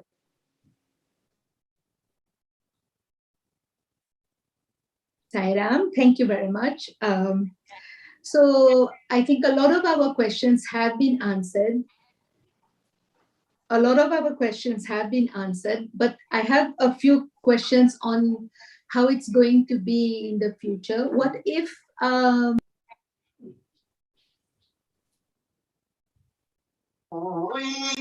Sairam, host, I think Sairam, you have blocked me. You can go ahead. Yeah, okay. So like I was saying, a few of our questions which we had on structure have already been addressed, so I'm not going to talk about these again. One question which we are having here is, what if all the centers, not everyone decides to join the Global Council? So what happens? Is that a split in the organization? Are we going to have two controlling entities, SSSIO and Global Council? And how is it going to happen in practice? Another question is, what if everybody is not able to join by Guru Purnima? And if ever there are some centers who decide not to join, will they be still able to come to Puttaparthi and perform? And also, what is going to happen to all the current programs which we have, like, for instance, the World Conference, the Christmas Choir and all, where we are all used to participate, and we would like to continue doing that. So that's about it. Thank you. Sairam sister, thank you so much. Yeah. Brothers, if you want to please take Sairam it. Thank you. Sairam Suben. See, 1 second, Suben. Sister Vidya was asking about, again, she gives one bunch of questions. I think she has a lot of them asking different questions. The answer for saying that, anybody is welcome to Prashant Nilayam. It is not that if they don't join Global Council. I think Brother Mohan, Dr. Mohan explained, and even Brother Naganan, Nimesh, all of them have been talking about this. Please do not have any doubt that somebody is not joining Global Council or will not be permitted to Prashant Nilayam. That is absolutely wrong. Anybody, it's our Father and Divine Father's Mother's home. This is an avatar. It's a place of God. Nobody has a right to deny the admission to anybody. Everybody can come into Prashant Nilayam. There is no problem for anybody to come into Prashant Nilayam. Please be rest assured about that. Secondly, the Global Council was stated to bring about more unity, which it fails in. Can you mute somebody? Vishnu, can you mute them? Vishnu? Yeah, we're muting them. Thank you. Yeah, please. Please mute them. Okay.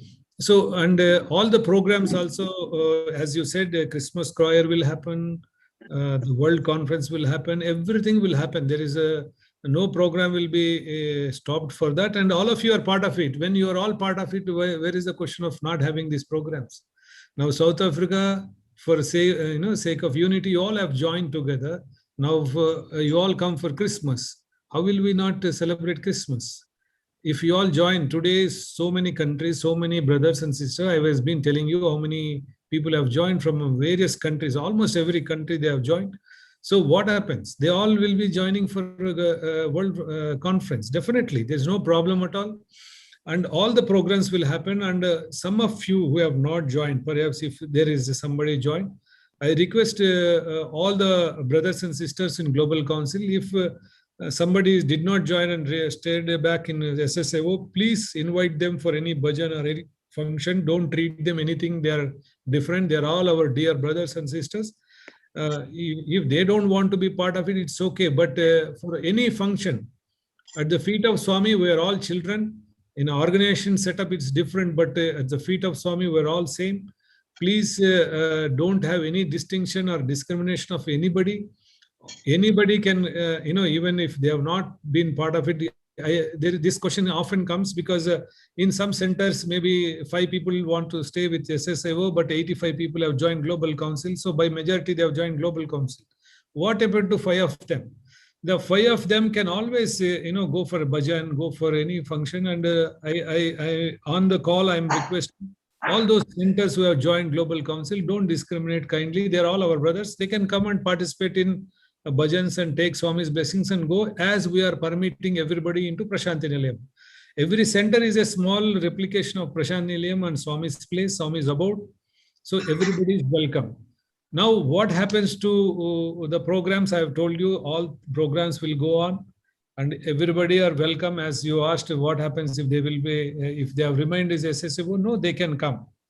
Only issue what we have talked about is only Global Council brothers and sisters will be able to put up any program in Prashant Nilayam. But SSAO brothers and sisters, they can always come and participate. If they go to accommodation office, if there is accommodation available, they will get the accommodation. There's no problem. And if they are coming into Kulwant Hall and sitting in the devotee blocks and enjoying the programs, why not? And take Swami's blessings, why not? Absolutely no problem.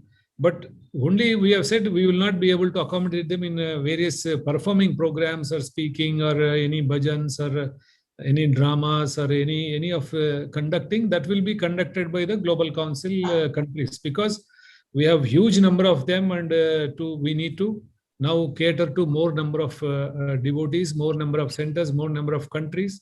And in India itself, more than 500 districts are there. So we would like more and more participation. So we said definitely only Global Council brothers and sisters will have that preference or a chance to perform. It is not any threatening posture, because any organization, it happens.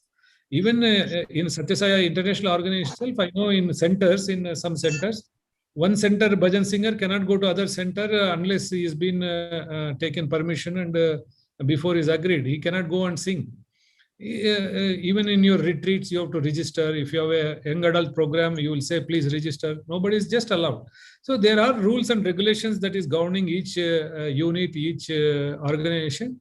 Same way, we have formulated that only the people who are part of Global Council will be performing in Prashant Nilayam. It's not a threatening or don't have to feel, but you can participate. Definitely, you come, stay.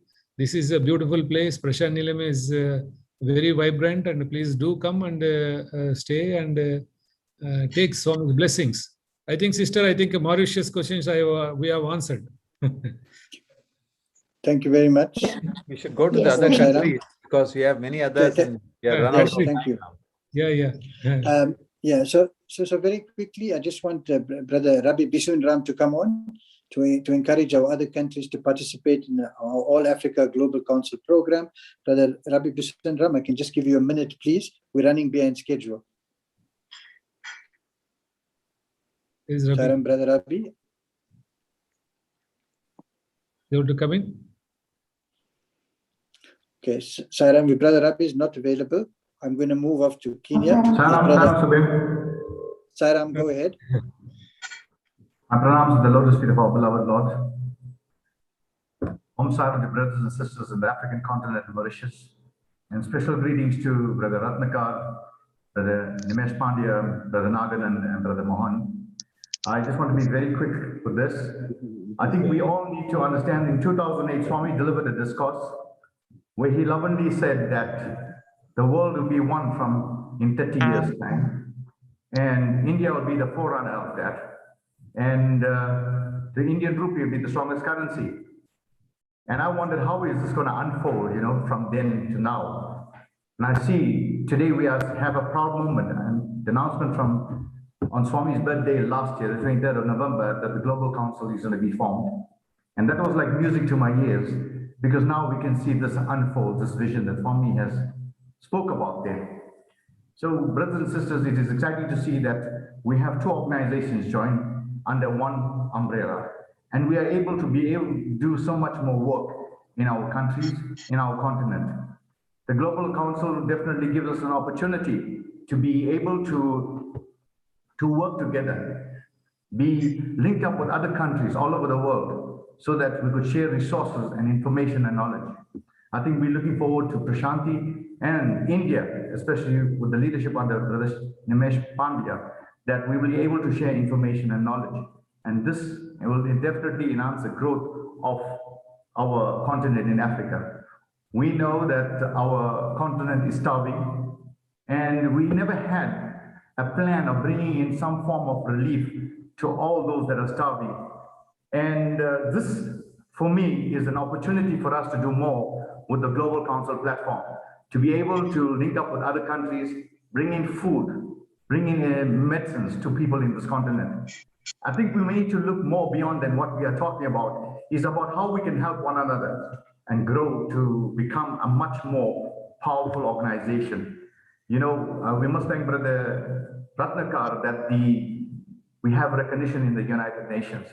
But I think the Global Council is much bigger than that. I think Swami has blessed us with all the countries all over the world to be united, so that we could share whatever information in terms of growing and becoming prosperous. I think that's the most important thing. There's a lack of prosperity. And above all, I think the unity and the love that comes with it. As a Seva convener in South Africa, we are facing currently a massive unrest and violent protests that you've all been witness to.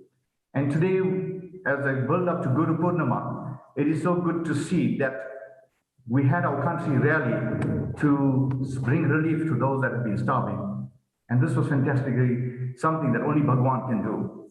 And on Guru Purnima, for sure, Brother Ratnakar, we will definitely see the world join the Global Council. I appeal to all brothers and sisters in Africa, in Mauritius, to please join the Global Council, because there's a much bigger picture and much more we can do for our brothers and sisters on this continent. You know, in the field of educare, Medicare, and social care, I think the Global Council will be able to give us those resources and be able to bring back some sort of dignity on the African continent. As Brother Mohan mentioned that Swami put his foot in here in 1968. I think it was for a purpose. It was a purpose for us all to come together united so that this dark continent could become that continent of light and hope for everyone. Thank you, Jai, brothers and sisters. Jai Sai Ram. Very good. Om Sai Ram. Thank you very much for those wonderful words in the process of unification. And we wait for the rest of our African brothers to join us in this beautiful project of unification. I now want to quickly move to Kenya, where Brother Hardeep Sura is the Central Trust chairperson, and he's got a few questions for the panel. Brother Sura, would you please come online? Om Sai Ram, Brother Hardeep Sura. Sai Ram. My humble pranams the lotus feet of Bhagwan Shri Sathya Sai Baba. Sai Ram to our respected brothers Ratnakar ji, Brother Naganand ji, Mohan ji, Brother Nimesh Pandya ji, and to all our brothers and sisters on this All Africa Connect session. It is indeed our honor and privilege that the seniors in our organization have taken out so much time to be with us and to clear various questions that inevitably arise in organizations such as ours. Brother Mohanji made reference to the Swami's only visit external of India. And we are indeed in Africa blessed, in Kenya even more so, because he landed in Nairobi in June 1968, the very place that we are now based in. And I strongly believe that as a result of his physically touching Kenya, Uganda, Kenya has been, as some of you will know, has been blessed with some amazing infrastructure, all through Swami's grace, built under his direction. He actually acknowledged in one of our interviews that he used to be present during the site meetings conducted during the construction of the Sri Sathya Sai Center in Nairobi. I, being part of that, it was an amazing setback, not setback, I mean, awakening that Swami was actually physically present in those meetings, and he knew every single minute detail about plans being changed, which only about 3 of us were privy to. That was how our Swami interacted and managed our little minds, really, I would say. In that vein, I would just like to very briefly make reference to the main objective of the Sri Sathya Sai organization in Swami's words, and I quote, "The main objective of the Sathya Sai organization is to help you recognize the divinity inherent in you. So your duty is to emphasize the one, to experience the one in all you do or speak. Do not give importance to differences of religion, sect, status, or color. Have the feeling of oneness permeate all your acts. Only those who do so have a place in this organization. The rest can withdraw." Close quote. Sri Sathya Sai Baba, January 6th, 1975. I have shared this because I constantly remind myself of this quotation of Baba, to keep on track in all that we do. Bhagwan Shri Sathya Sai Baba created the organization. All we need is to recreate a united and loving environment to serve Swami's mission with the single selfish motive of self-improvement. Brothers and sisters, remember, Swami created the organization so that we can improve self-improvement. He did not need us. Swami could single-handedly do anything he wished. He created the organization for us, brothers and sisters, so that by being given an opportunity to serve in his mission, we improve the self. That's all. Single, very, very simple objective. The rest is by the way. Now, coming to the questions, I'll try. They are very, very brief. The questions in our instance, I'm not dwelling on the bigger subject because I think it's been talked about at length.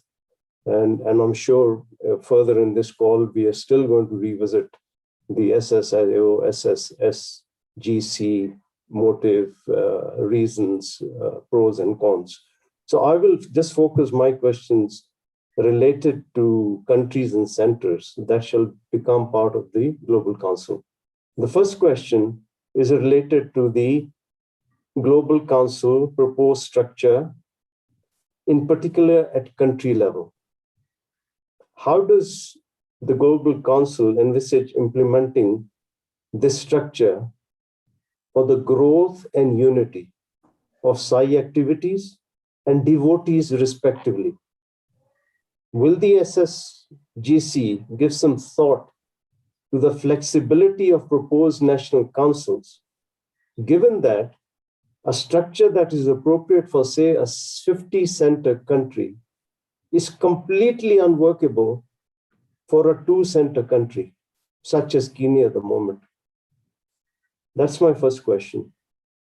My second question is that, and again, I'm asking this because Kenya is in this position where, thanks to what I've just mentioned, our elaborate infrastructure with Swami's blessing, we had to form trusts to oversee and manage this for posterity.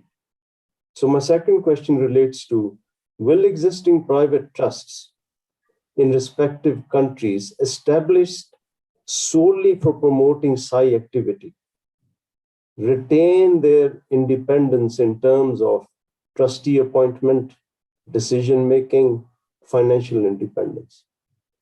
And lastly, brothers, my final question, in a similar vein, whether center appointments shall remain free from national council direction. These are some key, very, I would say, pertinent issues which can cause disharmony, unnecessarily so. So that's why I've sought to ask these questions on behalf of the Narubi Sai Center. Sairam. Thank you. Over to the panelists. Yeah, Naganan sir. Yeah, I think there are 3 questions which are most appropriate and which need to be addressed and answered clearly and categorically. The first question is relating to the structure at the country level. Now, you see, the central trust is not going to take any of these decisions. That is what we've been trying to impress on everybody. The decision-making body in the future is going to be a collective body called the Global Council and the 2 executive committees. Executive Committee 1 has all your representatives in it. All the international representatives are there, the countries, zonal chairs are there. And this is the body which will take a decision as to how the structure of the country level should be. So the answer to your question is, this is a process which has to be evolved by the Global Council. And the Central Trust is not going to give any direction. It is entirely a decision which is to be made by them. And I believe that the Global Council must take note of, supposing if I am appointed as a member of the Executive Committee and I'm sitting in it, my view would be to impress on the Global Council, my colleagues on the board there, to say, look here, this is a small country. There are only 2 centers here. We need to treat this in a different manner. Whereas a country which has 500 centers is to be treated in a different manner. So it's very logical, and I don't think there's any difficulty with that. The second question is on the independence of the trusts. See, these trusts which are created are all created as per local laws. So the local laws will continue to apply. The Global Council cannot step in and say we are firing some trustee, we are appointing some trustee. That's not the role at all. These trusts are bodies formed as per local legislations, and we have to respect them, and they will be functioning according to their independence, which they now enjoy. The formation of the Global Council, the joining of the countries and the centers into the Global Council is not going to affect these trusts in any manner. Of course, there may be more synergy now. Supposing you have a trust which owns the property where a Sai Center is meeting, the members of that trust, the committee of the trust, will probably become, invitees to the meetings of the Sai Center. So that kind of in fact, I remember many years ago, Swami directed me to attend the meetings of the Sathya Sai Trust Karnataka, though I was not a member of that trust. Swami said, you attend the meeting. So they started inviting me. And my involvement in the Central Trust kept on going closer and closer to Bhagwan with so many things that are happening there. So I was able to convey to the members of the State Trust that, look here, this is the thinking of Swami. This is what Central Trust is doing. This is what is expected of the State Trust. And gently inform them, exchange of thoughts. They have a big project to be done, how it is to be done. Then we exchange these thoughts and convey to Bhagwan, take his guidance and blessing, and then go forward. So this is how, the state trusts in India are working. I don't see any problem in the same way that it should function there. Then the last one is appointments at center level. Now, you see, whatever is happening in each center level, I believe that that's a decision of that center. Neither the national chair nor the national committee has anything to do with how centers select their representatives. Supposing the national chair is asked that we are in some difficulty here, please come and help and resolve it. They can come and help you as an elder brother or an elder in the organization to come and guide you, that's all. But I think, that's how it should be done. And I suppose that's how it is going to be done. And that's again a policy decision, which is going to be taken by the Global Council and the executive committees. Sairam, what has happened is there is one narrative has gone, Nagaran sir, saying that we will appoint people in centers, and that is not true. Sura Sahab, it is not true. We are not going to come into center level and say we are going to appoint any centers. It is as how we are doing now. I think the devotees in the center should choose their own center head, and it's up to them. And even the structure in the entire country, we are not, even in Global Council, we have not envisaged to interfere in the structure of the country and or the functioning of the country, that the concerned people, concerned zone chairs, coordinators, they will all be looking into that. And I don't think Central Trust has anything. And all about your trusts also, there is a very false narrative that the Central Trust will take away properties of all the trusts, they will change the trustees, all sort of things. It is not true. We have no intention, neither Central Trust is not a Global Council. You are all part of Global Council. You cannot be also part of Central Trust. So you be very clear, Surah Sahab, that none of the, either it is Central Trust or it is a Global Council, will interfere with your trust or take away your trust property, nothing. And you are free to operate as you are operating now, if you are operating freely now. So a Global Council, you will have more freedom. That much I can tell you. Less interference will be there. You will be able to operate, and it will be in a Swami's way. That is all we are trying to tell. We have no intention of running any organization. It's only more of a coordinating body, which is we are anchoring at Prashanti Nilayam. I hope any other questions, Surasa? Can I just add to that, sir? Please. Swami has always said that the laws of the land have to be followed. That is Swami's, so many discourses he has said. Because the laws of the land change from land to land. Within Africa, your own country's neighboring country and your country will have different laws. How can you have one law which a Global Council decides, which will be applied to all the countries? I mean, if you even think about it, is it even possible that such a thing can happen? Or the Central Trust sitting in India decides what will happen in Kenya you know. Do you think it's even possible, even remotely, even in imagination, you think it's possible? And let alone come and take over all your trust. What are you going to do with it? We're taking away the Kenya property, and in India, these are all things which I think I don't know who has started these kind of rumors. That's why I started off in my first statement with saying, first thing is trust. If you trust us and we trust you, we have come to you today only because we trust you. You know, I can see so many people saying so many things about us there. But in the spirit of unity of Swami, it's okay when people don't understand something, they are forced to write something. Swami's basic tenets: love all, serve all, help ever, hurt never. Nobody should deviate from that. All other things are secondary, whether it's Global Council or SSIO or SSSO or Central Trust. These are all secondary. First thing that we have to do is we are all devotees of Swami and love all, serve all. So let us not hurt anybody. Let us not curse anybody. Let us not say bad words about somebody. Let us not even think bad about somebody. Let us first be Sai devotees. These are for administrative reasons. In the collective wisdom, we feel that it will bring the world together by having a global council.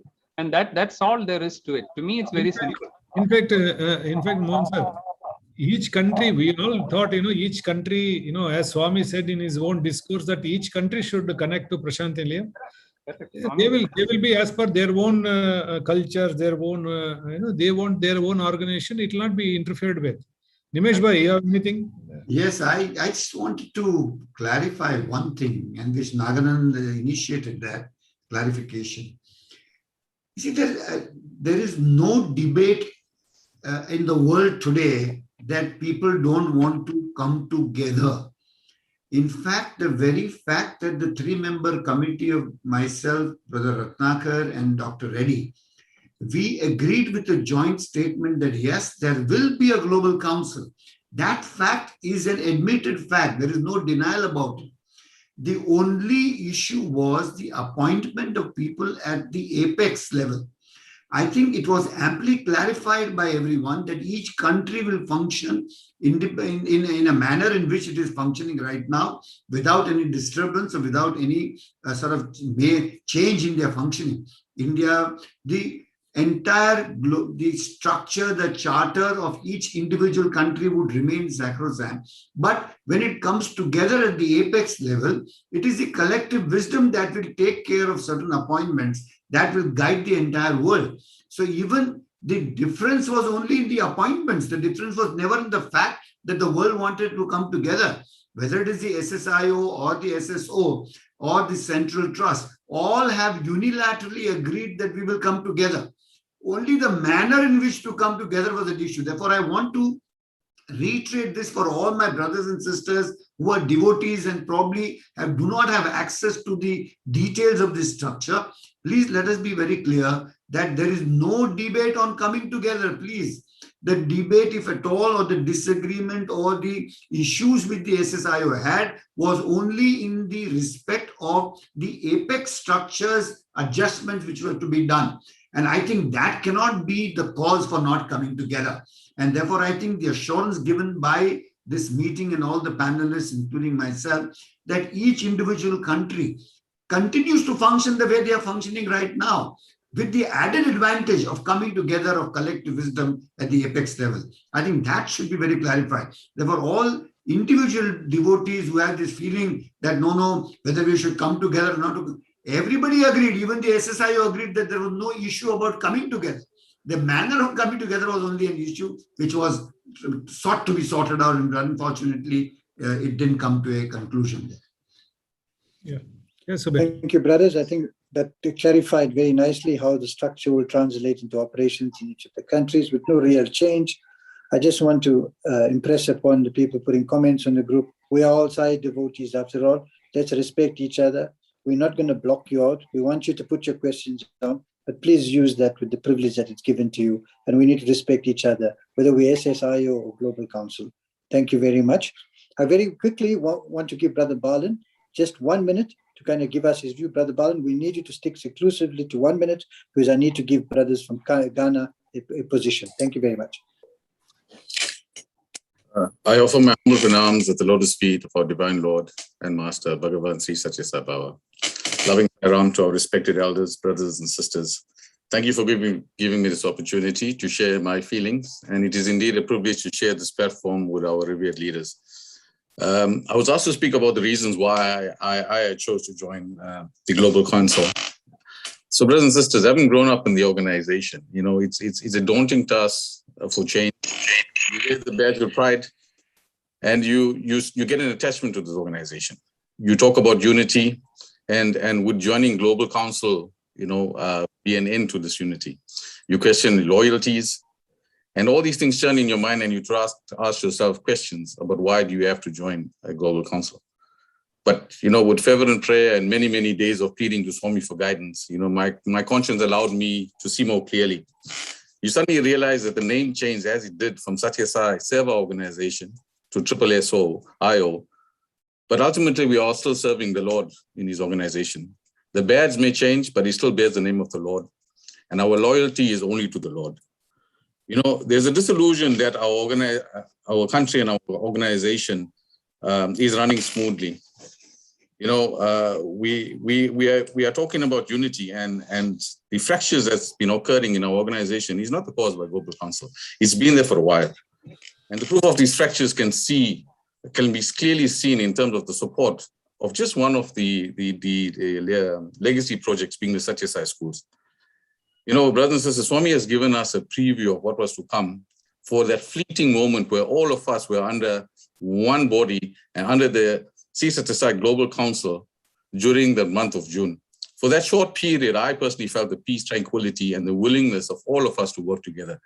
None of us here had any questions why we had joined the Sathya Sai Global Council. So I find it a bit disturbing to think that when a decision was made to join them, we never asked all these pertinent questions. Now we're still asking this. But nevertheless, we're all brothers and sisters, and all of us do have our opinions and our feelings. But for me, joining the Global Council was the only way for us as a country to achieve unity, peace, and harmony. Because the transition was not going to disrupt any of our activities, any structures, but it would enhance our ability to share, seek, and get guidance on a global scale. Ultimately, we all are Swami's children, and we will be together under one roof in the home of our Divine Mother inside. Brothers and sisters, July is indeed a very, very momentous occasion for us. As the brother alluded previously, Swami had landed here in Africa on the 1st of July, 1968. And here we are in the month of July making this momentous decision to join and be all part of one. Swami in his African speech, and I will conclude my little sharing with you guys. In his speech in Africa, that really puts perspective of the Global Council. And I quote, "Cultivate that ek bhava, the attitude of oneness among all men of all creeds, all countries and all continents. This is the message of love I bring. This is the message I wish you take to heart." So literally, the Global Council is actually achieving what Swami wants us to do here in Africa. So thank you, brothers and sisters, for offering me this opportunity again. Jai Saram. Saram, Brother Balan. Appreciate your words of encouragement to our African brothers. I would also like you to connect to Brother Hardeep and arrange for his joining to the Sri Sathya Sai Global Council. Thank you, Brother Hardeep, for your contribution at the meeting, and it's lots of love from us, all of us here in South Africa. I'd like to quickly move now to Brother Val Monty, who's out in West Africa, Ghana, and I'd like him to come on and share his questions very succinctly and quickly so we can get responses from our panelists. Thank you, Brother Val Monty. Please join.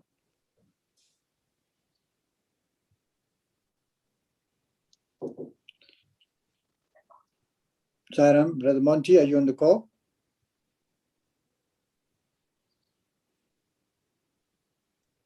Saram, Brother Val Monty, Ghana, are you on the line?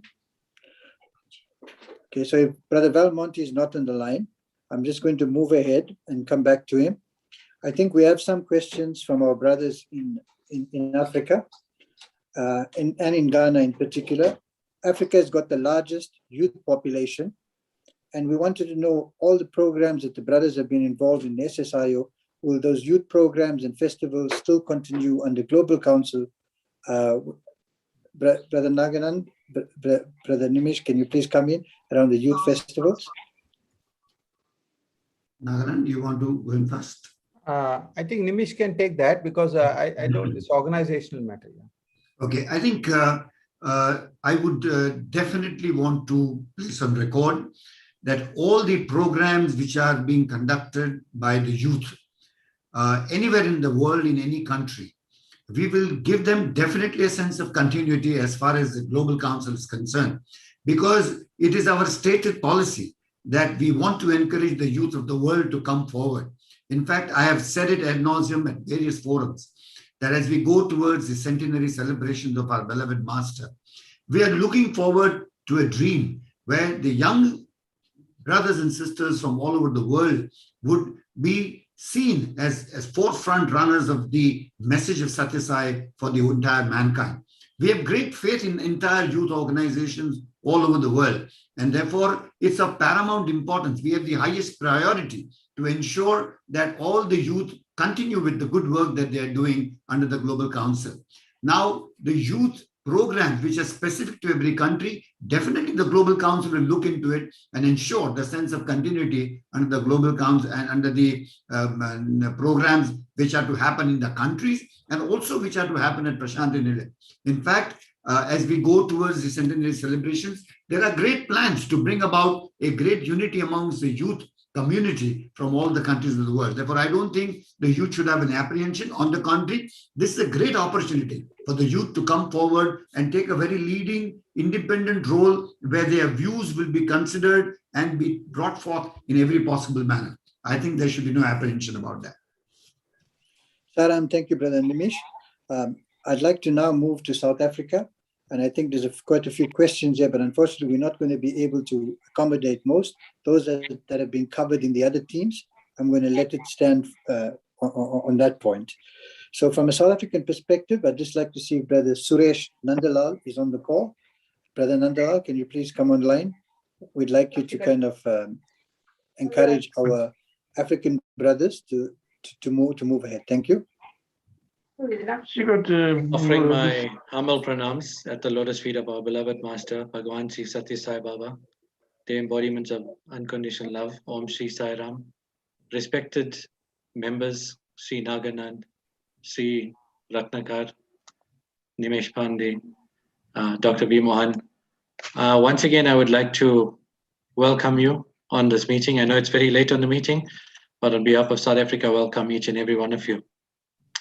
I would like to firstly say that as brothers and sisters, as Brother Hardeep Surya mentioned earlier, the main objective of the organization is to look within and to experience the divine within. And as brothers and sisters, we need to understand this, right? We need to respect each other as brothers and sisters. Now, I've seen many comments going out in the group. Let us be respectful. Let us realize that all of us, the Atma that's present in me is the Atma that's present in you. The God that's present in me is the God that's present in you. So we need to understand that we should work towards a common goal, and that common goal is love and unity. And this is most important in anything that we do. And I think this is what Swami will want of us. We should always ask ourselves this question: what would Swami want? He would want love and unity in everything that we do. Doesn't really matter which is the vehicle that we get there to, but the love and unity aspect is most important. I want to share a quote that was shared with me by one of the center presidents in our country on resolving disagreements. And it says, Swami says, my desire is that whenever any slight misunderstanding arises amongst you, set it right amongst yourself, exercising love and tolerance. You should not plunge into passion over it and let things blaze into quarrel or factional split. This was from the 20th of November, 1970. This was Swami's words. So we need to understand the most important thing is to come together in love and unity. That is the goal, right? So we need to work together and do whatever it takes to get to this process of love and unity. Now, I've seen there's many questions that have been asked about unity in the country, especially in South Africa. And I'd like to share with you from the heart the process that we followed to make the decision to go to Global Council. It took us many, many weeks. We've seen initially when SSSIO joined Global Council, there was a lot of, as Brother Balan mentioned, there was a lot of love, peace, and unity. And then due to the terms of reference, SSSIO pulled out. But what we need to understand is that leadership on top, whatever happens at the top, is completely different. But what happens on the ground level is most important. It's the devotees that matter. It's the centers that the devotees and the centers that make up the organization, not the other way around. And I wanted to stress on this. So we've received many requests for more information, more guidance in terms of what was going on. So myself and our Deputy President, Sister Prisla Naidu, engaged with every single region. It took us a whole entire weekend. We engaged with every single center president. Some of them are on this call and they can verify this. Every single regional president. And we asked them, what do you want to see? Where do you want to move? In the last couple of days, following our sign up to Global Council, we received the statistics from countrywide. And an overwhelming 90% of centers countrywide and regions, 12 of the 13 regions in the country decided to join Global Council. So what I'm saying, dear brothers and sisters, is this was a unified process. We engage with everyone in the country. So let us follow this. Let us understand before we throw questions around and pick on people, let us respect each other. This is the most important thing. And when we respect each other, Swami will be present. But Swami also makes it very clear, when there's ego around, he goes. So let us become humble. Let us remember that the ultimate goal is to work in love and unity with each other, nothing else, right? So, dear brothers and sisters, this process has happened. So let us work together in love and unity to achieve this common goal and come together as one, as it was mentioned. The most important thing is oneness. So I appeal to all my brothers and sisters, those that are unsure of what's going on, what's happening. Remember, Swami is in control. And if Swami is in control and this is the way we're moving, let us all join this process so we can come together as one. Thank you, Jai Saram. Brother Suresh, I would like to say, tell our other Brother Nagana, Nimesh, and Dr. Mohan. Suresh Nandalal is National Council President of South Africa, and he's after that he registered entire South Africa with Global Council, and he had written a nice, beautiful letter to the Chairman of Global Council, Mr. Chakravarti. Very good decision, Suresh Nandalal. Swami will bless you a lot. God bless you. Saram. Thank you very much. Well put. Well put. Thanks, Brother Ratnakar. I just also wanted to mention that our sympathies are with Brother Suresh. Today, 2 of his family members passed on, but he's still with COVID, and he still made time to come here and be there for the devotees of our country. We pray that Swami's grace is with the family. We pray. It's an extraordinary situation in which he has come for Swami's work. Thank you so much. Yes. Sairam. God bless. Yes, Sabin. Right. Sairam, I just got one youth from South Africa with a question. Sister Prakshila, can you please come online, please? Thank you. Om Saram, dear panelists, and to all Swami's divine blossoms. Thank you, Brother Suresh, for sharing your insights, and our deepest sympathies to you and your family. I just have a few questions for you. During this time of the global pandemic and the unrest in South Africa, many people turned to their spiritual organization for peace. And it was unfortunate that our organization was in turmoil. So, brother, may I please ask you, what issues did you have, and why did it take so long for you to decide to unite our country and sign us up for Global Council?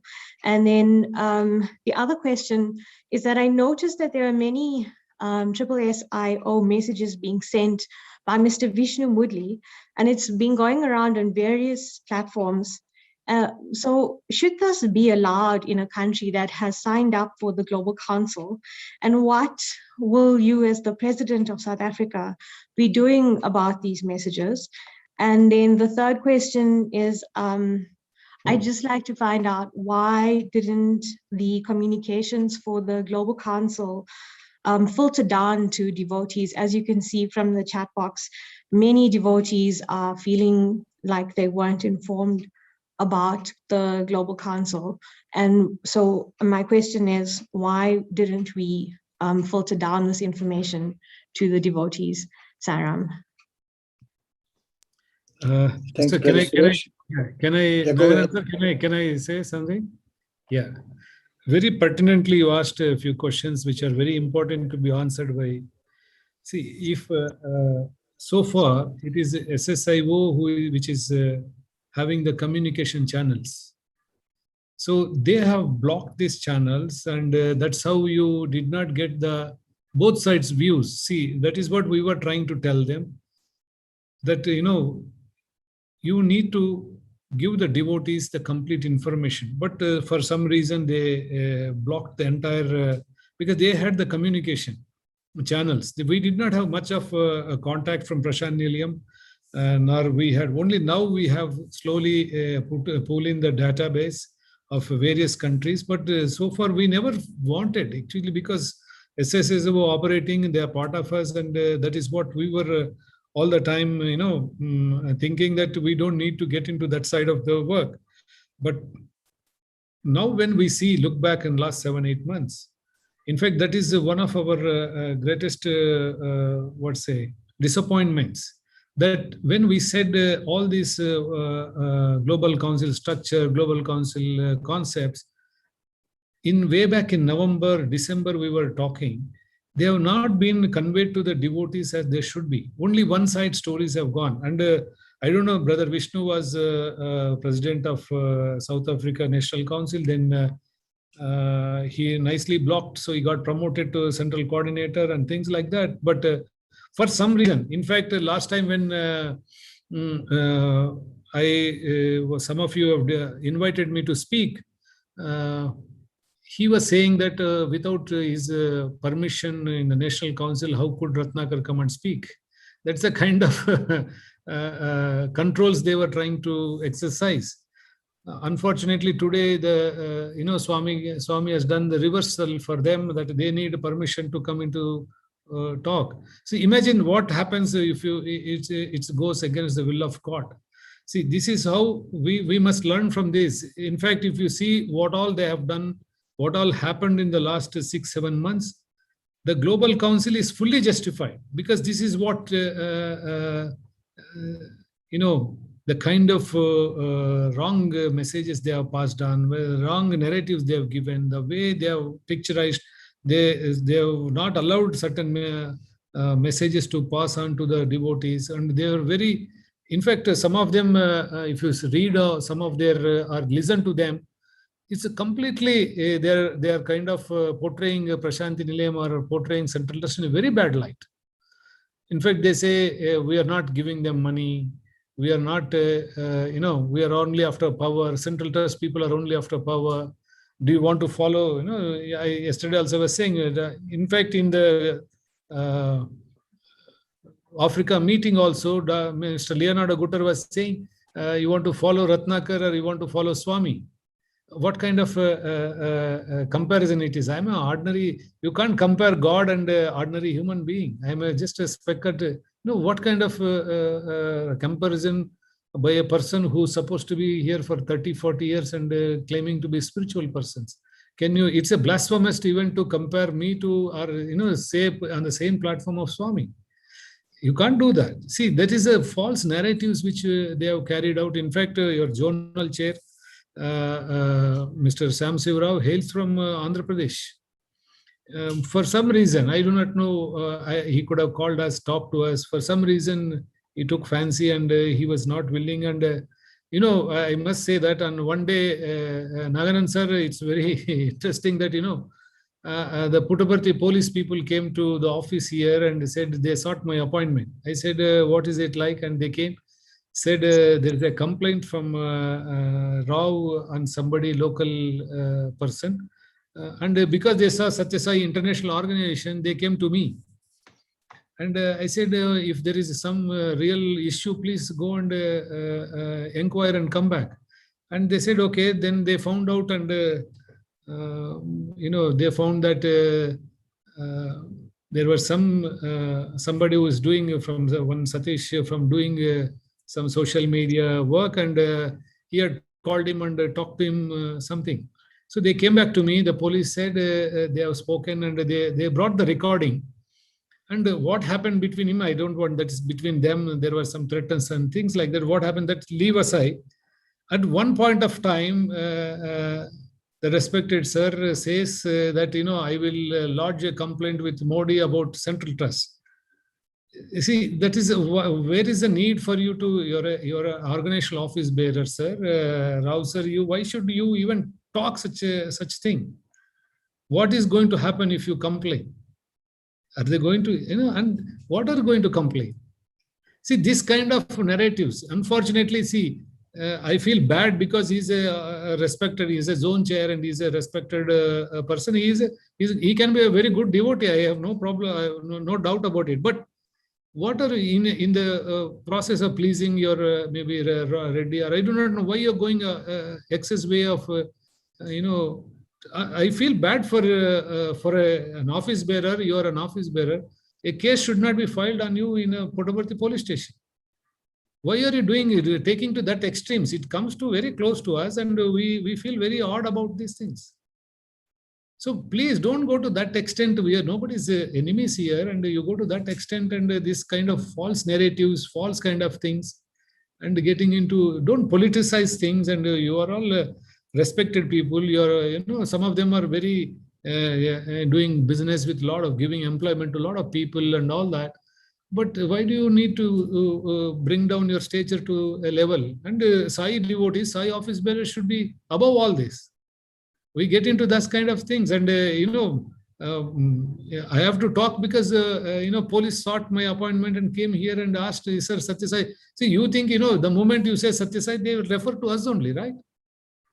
And it's an embarrassment for us also. So unfortunately, this kind of narratives and getting involved and trying to please somebody in California, this is not required. Let us work for Swami. You don't need to respect if you have some no respect for trustees, is okay, but have respect for Puttaparthi, respect for Prashant Nilayam, respect for the organization. When you have Sathya Sai tag behind you, there is a certain behavior is expected. So please, these false narratives we should stop from now onwards. And stop attacking people, stop creating a wrong portrayal of individuals or, trust. Sathya Sai Trust is founded by Bhagavan himself, and he is the member of that. Nobody should speak like that. It is like, how can somebody say anything about Vatican like that?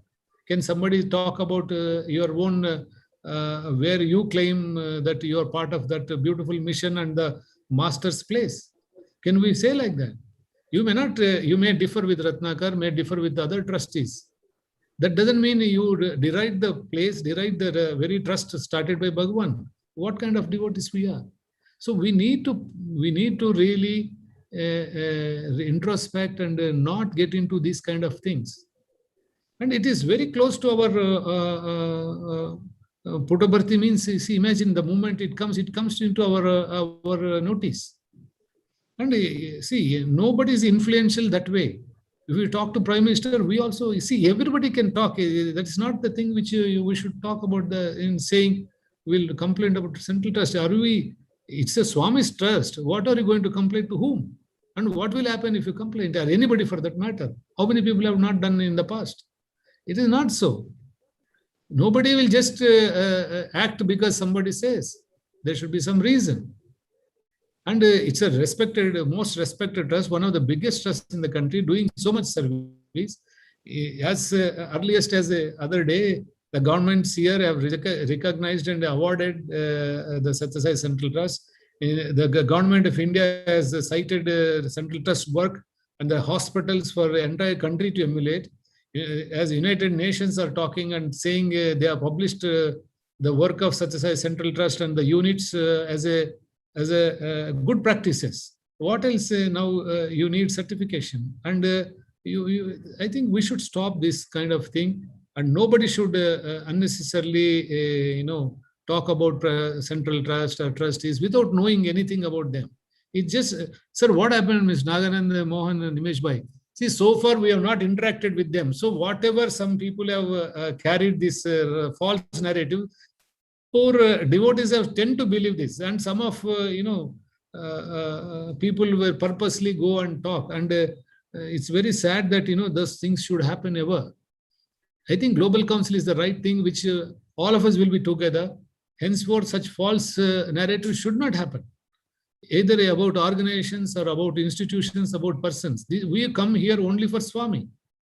It is for our personal transformation. We forget all that and do everything else. So we should stop that. And I think Nimesh Bhai Nagan, if you have anything to say. Ratnakar, but at least we should all understand that the primary definition of a Sai devotee who follows 9 points of code of conduct, and one of them being not to speak ill about others behind their backs or in front of them without any evidence of truth. We are not here to change the world. We are here only to change ourselves. This fundamental principle is the root definition of any good Sai devotee, whose only mission to join is to improve himself and herself. And especially, as you say, where is the evidence of all the allegations coming? These are all rhetorics without any evidence. I always reiterate, and I have always said it all forums. When you attack one trustee, you are disrespecting the 9 others who are men of eminence and who have been selected by Bhagwan himself. There is a question of disrespecting an entire body of people without knowing facts. I think that's very unfair, and I think completely unbecoming of the basic principles of change and behavior that Bhagwan expected of each other. Definitely, I think we should never ever criticize anybody, is what Bhagwan has always maintained. But the cardinal principles of the message of Bhagwan Sri Sathya Sai Baba, which we must follow, I think that's very important. I think. See, if you emotionally react, it will all lead to some other issues like that. So it's not correct, right? You go into, why do you need to go into police cases? No, there are cases getting registered on them. It's not correct, right? Our own office bearers, if there is a case registered, we don't feel good about it, right? So this is not at all. And I do not know what Dr. Narendra Reddy is doing about all this. I think that's why supervision is required. I think somewhere somebody should keep talking to them. Otherwise, this all go like this only. Anyhow, Subhesh, any other questions? Yeah, Sairam, but I'm glad that we spent some time on that. Up to this point, we still got senior leaders rallying up the youth to create problems in the country, send nasty and threatening messages. The senior leaders in the organization sending legal matters. So I think we must let all that rest. I think we've got good guidance from the trustees today to go forward in a positive spirit. And we must first and foremost remember that we are all devotees of Bhagavan. I just want to add one more thing for brother. I think we should now make it very clear to every devotee that the devotee is paramount. Devotee's connection with Bhagavan is paramount. Office bearers are mere mentors. Office bearers cannot become overbearing on devotee. Office bearers are mere instruments in the hands of Bhagavan, and they must understand that they have no extra power. In fact, they are subservient to the devotees. And this fact must be reiterated to all office bearers wherever they are in the world, because we cannot force devotees to come and say, let's align with A office bearer or B office bearer. We only align to Bhagwan Sri Sathya Sai Baba, and Bhagwan Sri Sathya Sai Baba chose Prashanthi Nilayam as his place. And therefore, I think every devotee's clarity should be aligned to Prashanthi Nilayam and not to A office bearer or B office bearer. You know, Nimesh Bhai, far off places people have registered. Some of them we can't even pronounce some of the names. You know, we don't know where all Swami has gone. You know, today I was seeing from Trinidad and West Indies, they are registering.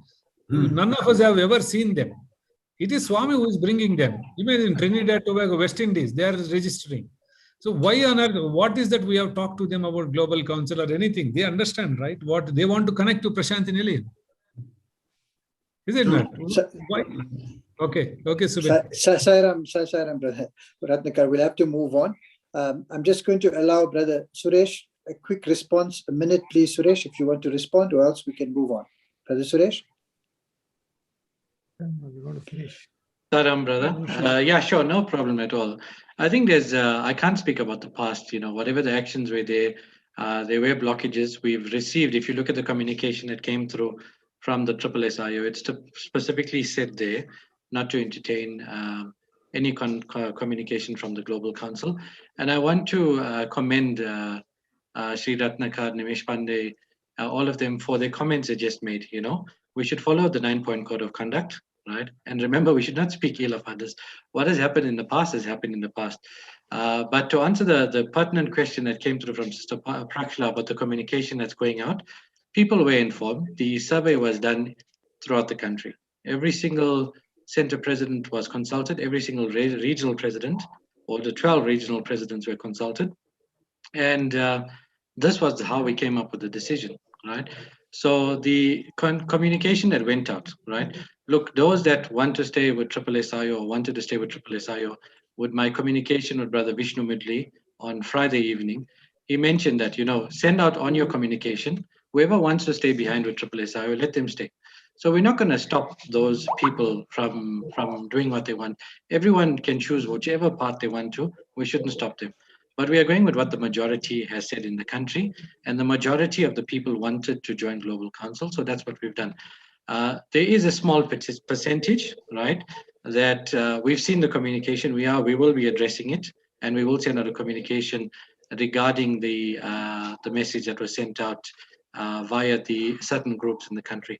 And if there's anything else, I am more glad as the country president or Sister Prisla to answer your questions offline. Thank you. Sairam. Om Sairam, thank you very much, Brother Suresh. We really appreciate you making time for us today.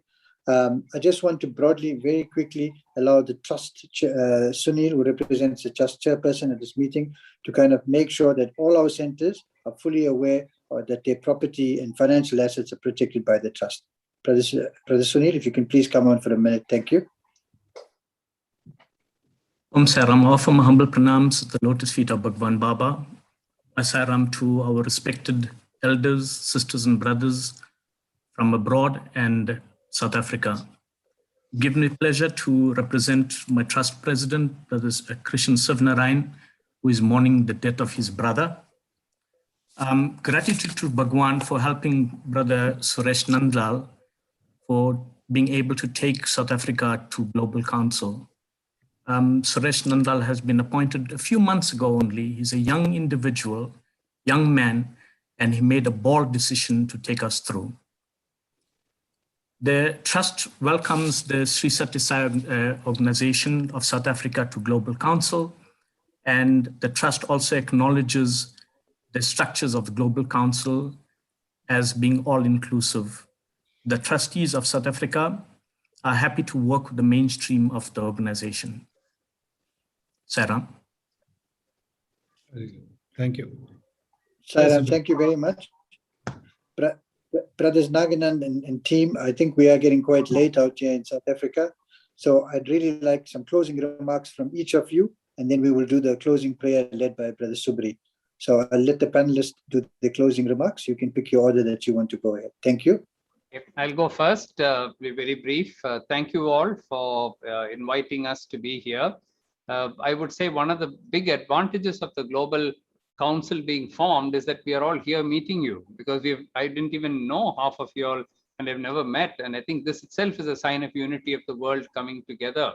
And so let us continue to work together. And as has been repeatedly stressed by everyone, it doesn't matter whether you join the Global Council, don't join the Global Council. It's immaterial. In Swami's eyes and in our eyes too, it is immaterial.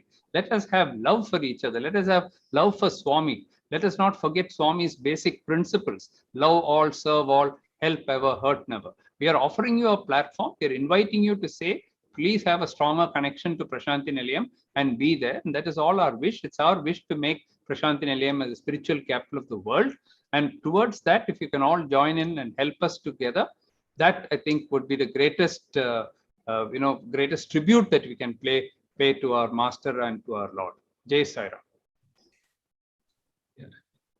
Sairam, thank you, Brother Dr. Mohan.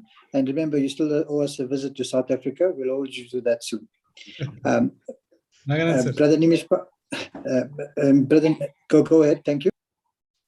Yeah, I think we have spoken quite elaborately and answered most of the questions. I noticed a couple of questions about, I've answered one of them on the chat box also. But ultimately, the decision is this, that, the whole idea of the Sai organization and our being part of it is that we evolve spiritually. And Satyam Vada is Swami's name itself. So how can you depart from truth? Anybody who is a member of the Sai organization must not depart from truth. In fact, I remember Swami announcing in one of the discourses to say, my greatest possessions are my students. They are pure gold because they follow what Swami teaches. He said they follow the truth. They love their parents. They serve their parents. They serve society. Learning, physics, chemistry, mathematics is incidental, but learning these other things are important. That's what Swami always emphasized, the integral education. So we are all devotees of Swami. So let us all follow that. Let us follow our conscience and let us follow Swami. And let us keep aside all the rancor. Whenever somebody hurts you, we are the Central Trust, the kind of letters that have been written about all of us, it is deeply hurtful to us. But we have said, Swami, in serving you, if we are hurt, you will take care of that. We don't have to do anything. We don't have to take revenge. We don't have to react to it. It is somebody else's bad karma that he has told me something. And Swami also said, if somebody gives you bad words, you don't take it, means it goes back to that person only. So we have no rancor against international organization. We humbly pray to Swami to guide all of them on the right path, because they are not able to overcome this sense of ego which is overpowering their discretion. Their power of discrimination is disturbed. If they peacefully sit down and think about it, they will realize that there is nothing wrong in the Global Council, and we can all be one happy, good family. And I'm glad and happy that the continent of Africa has seen light where others have not seen. Therefore, I think we are in the right track, and we shall go forward as brothers and sisters in our mission to serve Swami. Thank you, Jai Sathya. Thank you for your time today, Brother Naganan. I think we'll move to Brother Nimish Pandya. Thank you. I think I fully endorse Swami's focus on young people. And as we head towards the centenary celebrations, I want to urge every young men and women of Africa, be free from all this. Have faith in Bhagwan. Have faith in Prashant Nilayam. Let's come together. Let's be free of all these negativity that has happened. Let's come together to Prashant Nilayam and work very hard towards the centenary celebration. The youth are the future. I do believe in that. And I'm looking forward to seeing all over the entire youth of Africa converge in Prashant Nilayam in the great celebration of Bhagwan, because I promise the youth that if we make Swami, all your dreams will be fulfilled. Swami is the sucker and Swami is our friend. There is only one friend that all young people have, and it is Bhagwan. And that friendship with Bhagwan must never break.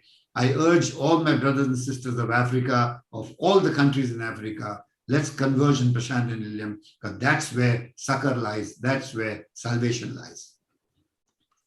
Thank you, Brother Nimish Pandya. Loved your words. I'm getting many messages on my personal WhatsApp saying we recognize that voice. And I have to tell all the devotees, that's the voice of many of the dramas in the Punachandra Auditorium and the cycle and all that we experience here. Thank you very much. I'm going to ask Brother Ratnakar to do his closing comments. Ratnakar, please go ahead. Saram to everybody. I think all of us have given whatever I hope and pray to Swami that the brothers and sisters are more clearer now than they were earlier.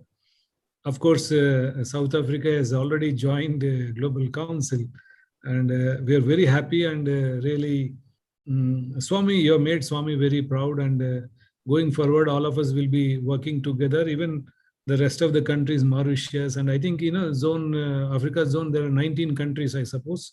So all of them, if you, when you join, Swami had a very special love for people from African continent. Whenever they visited, he would not send them back without an interview, without talking to them, and a very special love for them. And many ardent devotees, even Victor Kanu, we used to have from, we used to see as a student days, we used to see Victor Kanu, Mr. Victor Kanu, and Mrs. was there.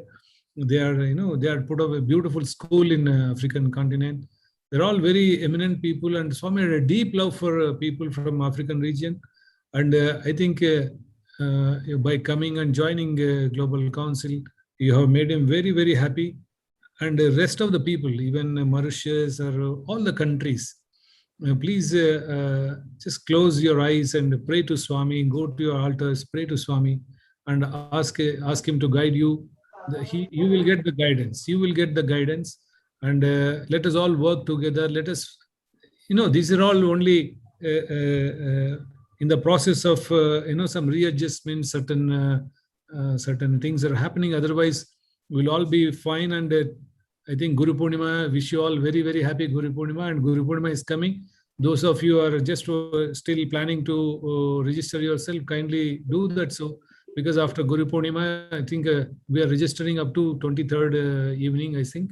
So you can go ahead and do that. And because we want to offer all this as a bouquet at the lotus feet of Swami on that day. And we are going to have a very good and nice function, and there will be elders talking about Global Council. So we want to offer all the brothers that bouquet, beautiful bouquet with all the different colorful bouquet of Global Council with different countries, different centers, different at the lotus feet of Swami. And I think that will be very, very joyful day. It is not a day of division, but a day of unity. And I am sure, and I appeal to even those who are for whatever reason, or either deliberate or even for lack of information, if you stayed back, please do join. And it's a beautiful family. Let us all be together. Thank you. Sairam. Sairam. Thank you so much to all the trustees for the long session. I know we had a Marathon Africa session. We wait with bated breath for the rest of our African brothers to join us in an all-Africa Guru Purnima under Global Council. We are here and we stand ready to help any of our brothers who need any clarification or assistance. And we look forward to working together with you to be part of Global Council. I also want to apologize for a bumpy start. There were some mischief people jumping onto the line, making some noise. They were just being very, very naughty, but we forgive you and we want to move forward. I want to ask Uncle Subri to do the closing prayer. Thank you. Uncle Subri, please come online.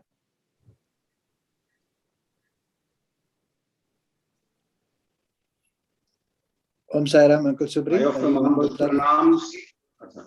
Sairam, I offer my humble pranams at the divine lotus feet of our most beloved Lord, Bhagavan Sri Sathya Sai Baba. Dear embodiments of love, Om Sai Ram to one and all. I think before I do the closing prayer, I just need to, well, everybody knows this, that nothing happens without the divine will of Baba. He is in total control of what is happening. He knows everything that's going on, and it's through his divine will things are turning out now the way it should be. I've been listening to meetings and talks from the very, very outset, and I just want to congratulate our brothers from Prashanti for their transparency and very openly was ever ready to answer all questions from people. I think that was very inspiring for all of us here in South Africa. You know, Swami, many of us globally have had interaction with Swami in his physical form, and a lot of devotees that hasn't been there has had interaction with Swami via miracles and via dreams and various ways, you know. And when the avatar tells us something, we take it as real as a Mahavakya, and we do not let go of that. So whenever the avatar, whenever Swami utters a word, it's a Mahavakya, it's the highest truth. And we all accept that as a fact that that's the highest truth. So to me, if Bhagavan Sri Sathya Sai Baba very openly and categorically stated that the head office must be in Prashanti Nilayam. And I think that's so simple for everybody to understand. And I'm saying to everybody, let us work with lots of love, lots of unity, and work as one big family. To all our loving brothers and sisters that are in SSIO, we worked together for many, many years in this country. All right, so we love you. Let us all work together as one big family. Now that the formation of Global Council, and the majority of the devotees globally are joining Global Council, I humbly appeal to everybody, let us follow the Avatar's word, let us follow Swami, and let us all work together in love and unity. Let's work together and bring our global organization to where it should be. So in saying that, loving brothers and sisters, let us pray, let us surrender everything to our dear Lord and ask Swami to please bring that unity and that love and that togetherness so we all can be one big happy family and we can make Swami happy. We know Baba says he's happy, happy, happy all the time. But if we do what he wants us to do with pure thoughts, pure words, pure actions, the Lord will be happy with one and all of us. So let us unite together and be a strong force and take the organization forward. In saying that, let me conclude with the prayer.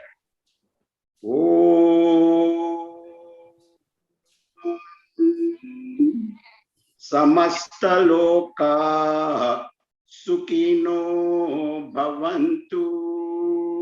Samasta loka sukino bhavantu.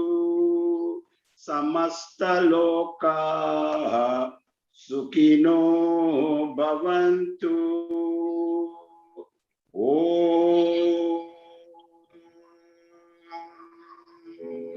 Shanti, Shanti, Shanti.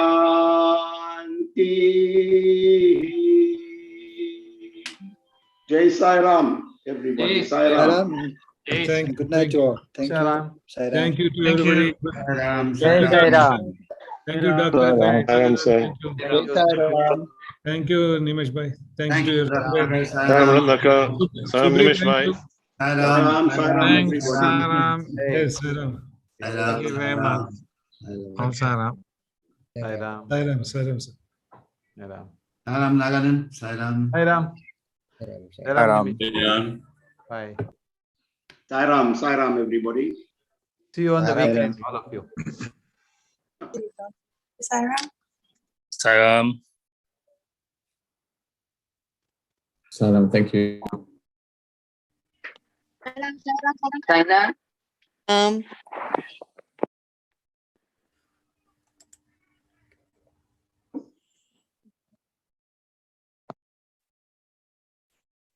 Mine is all that going on.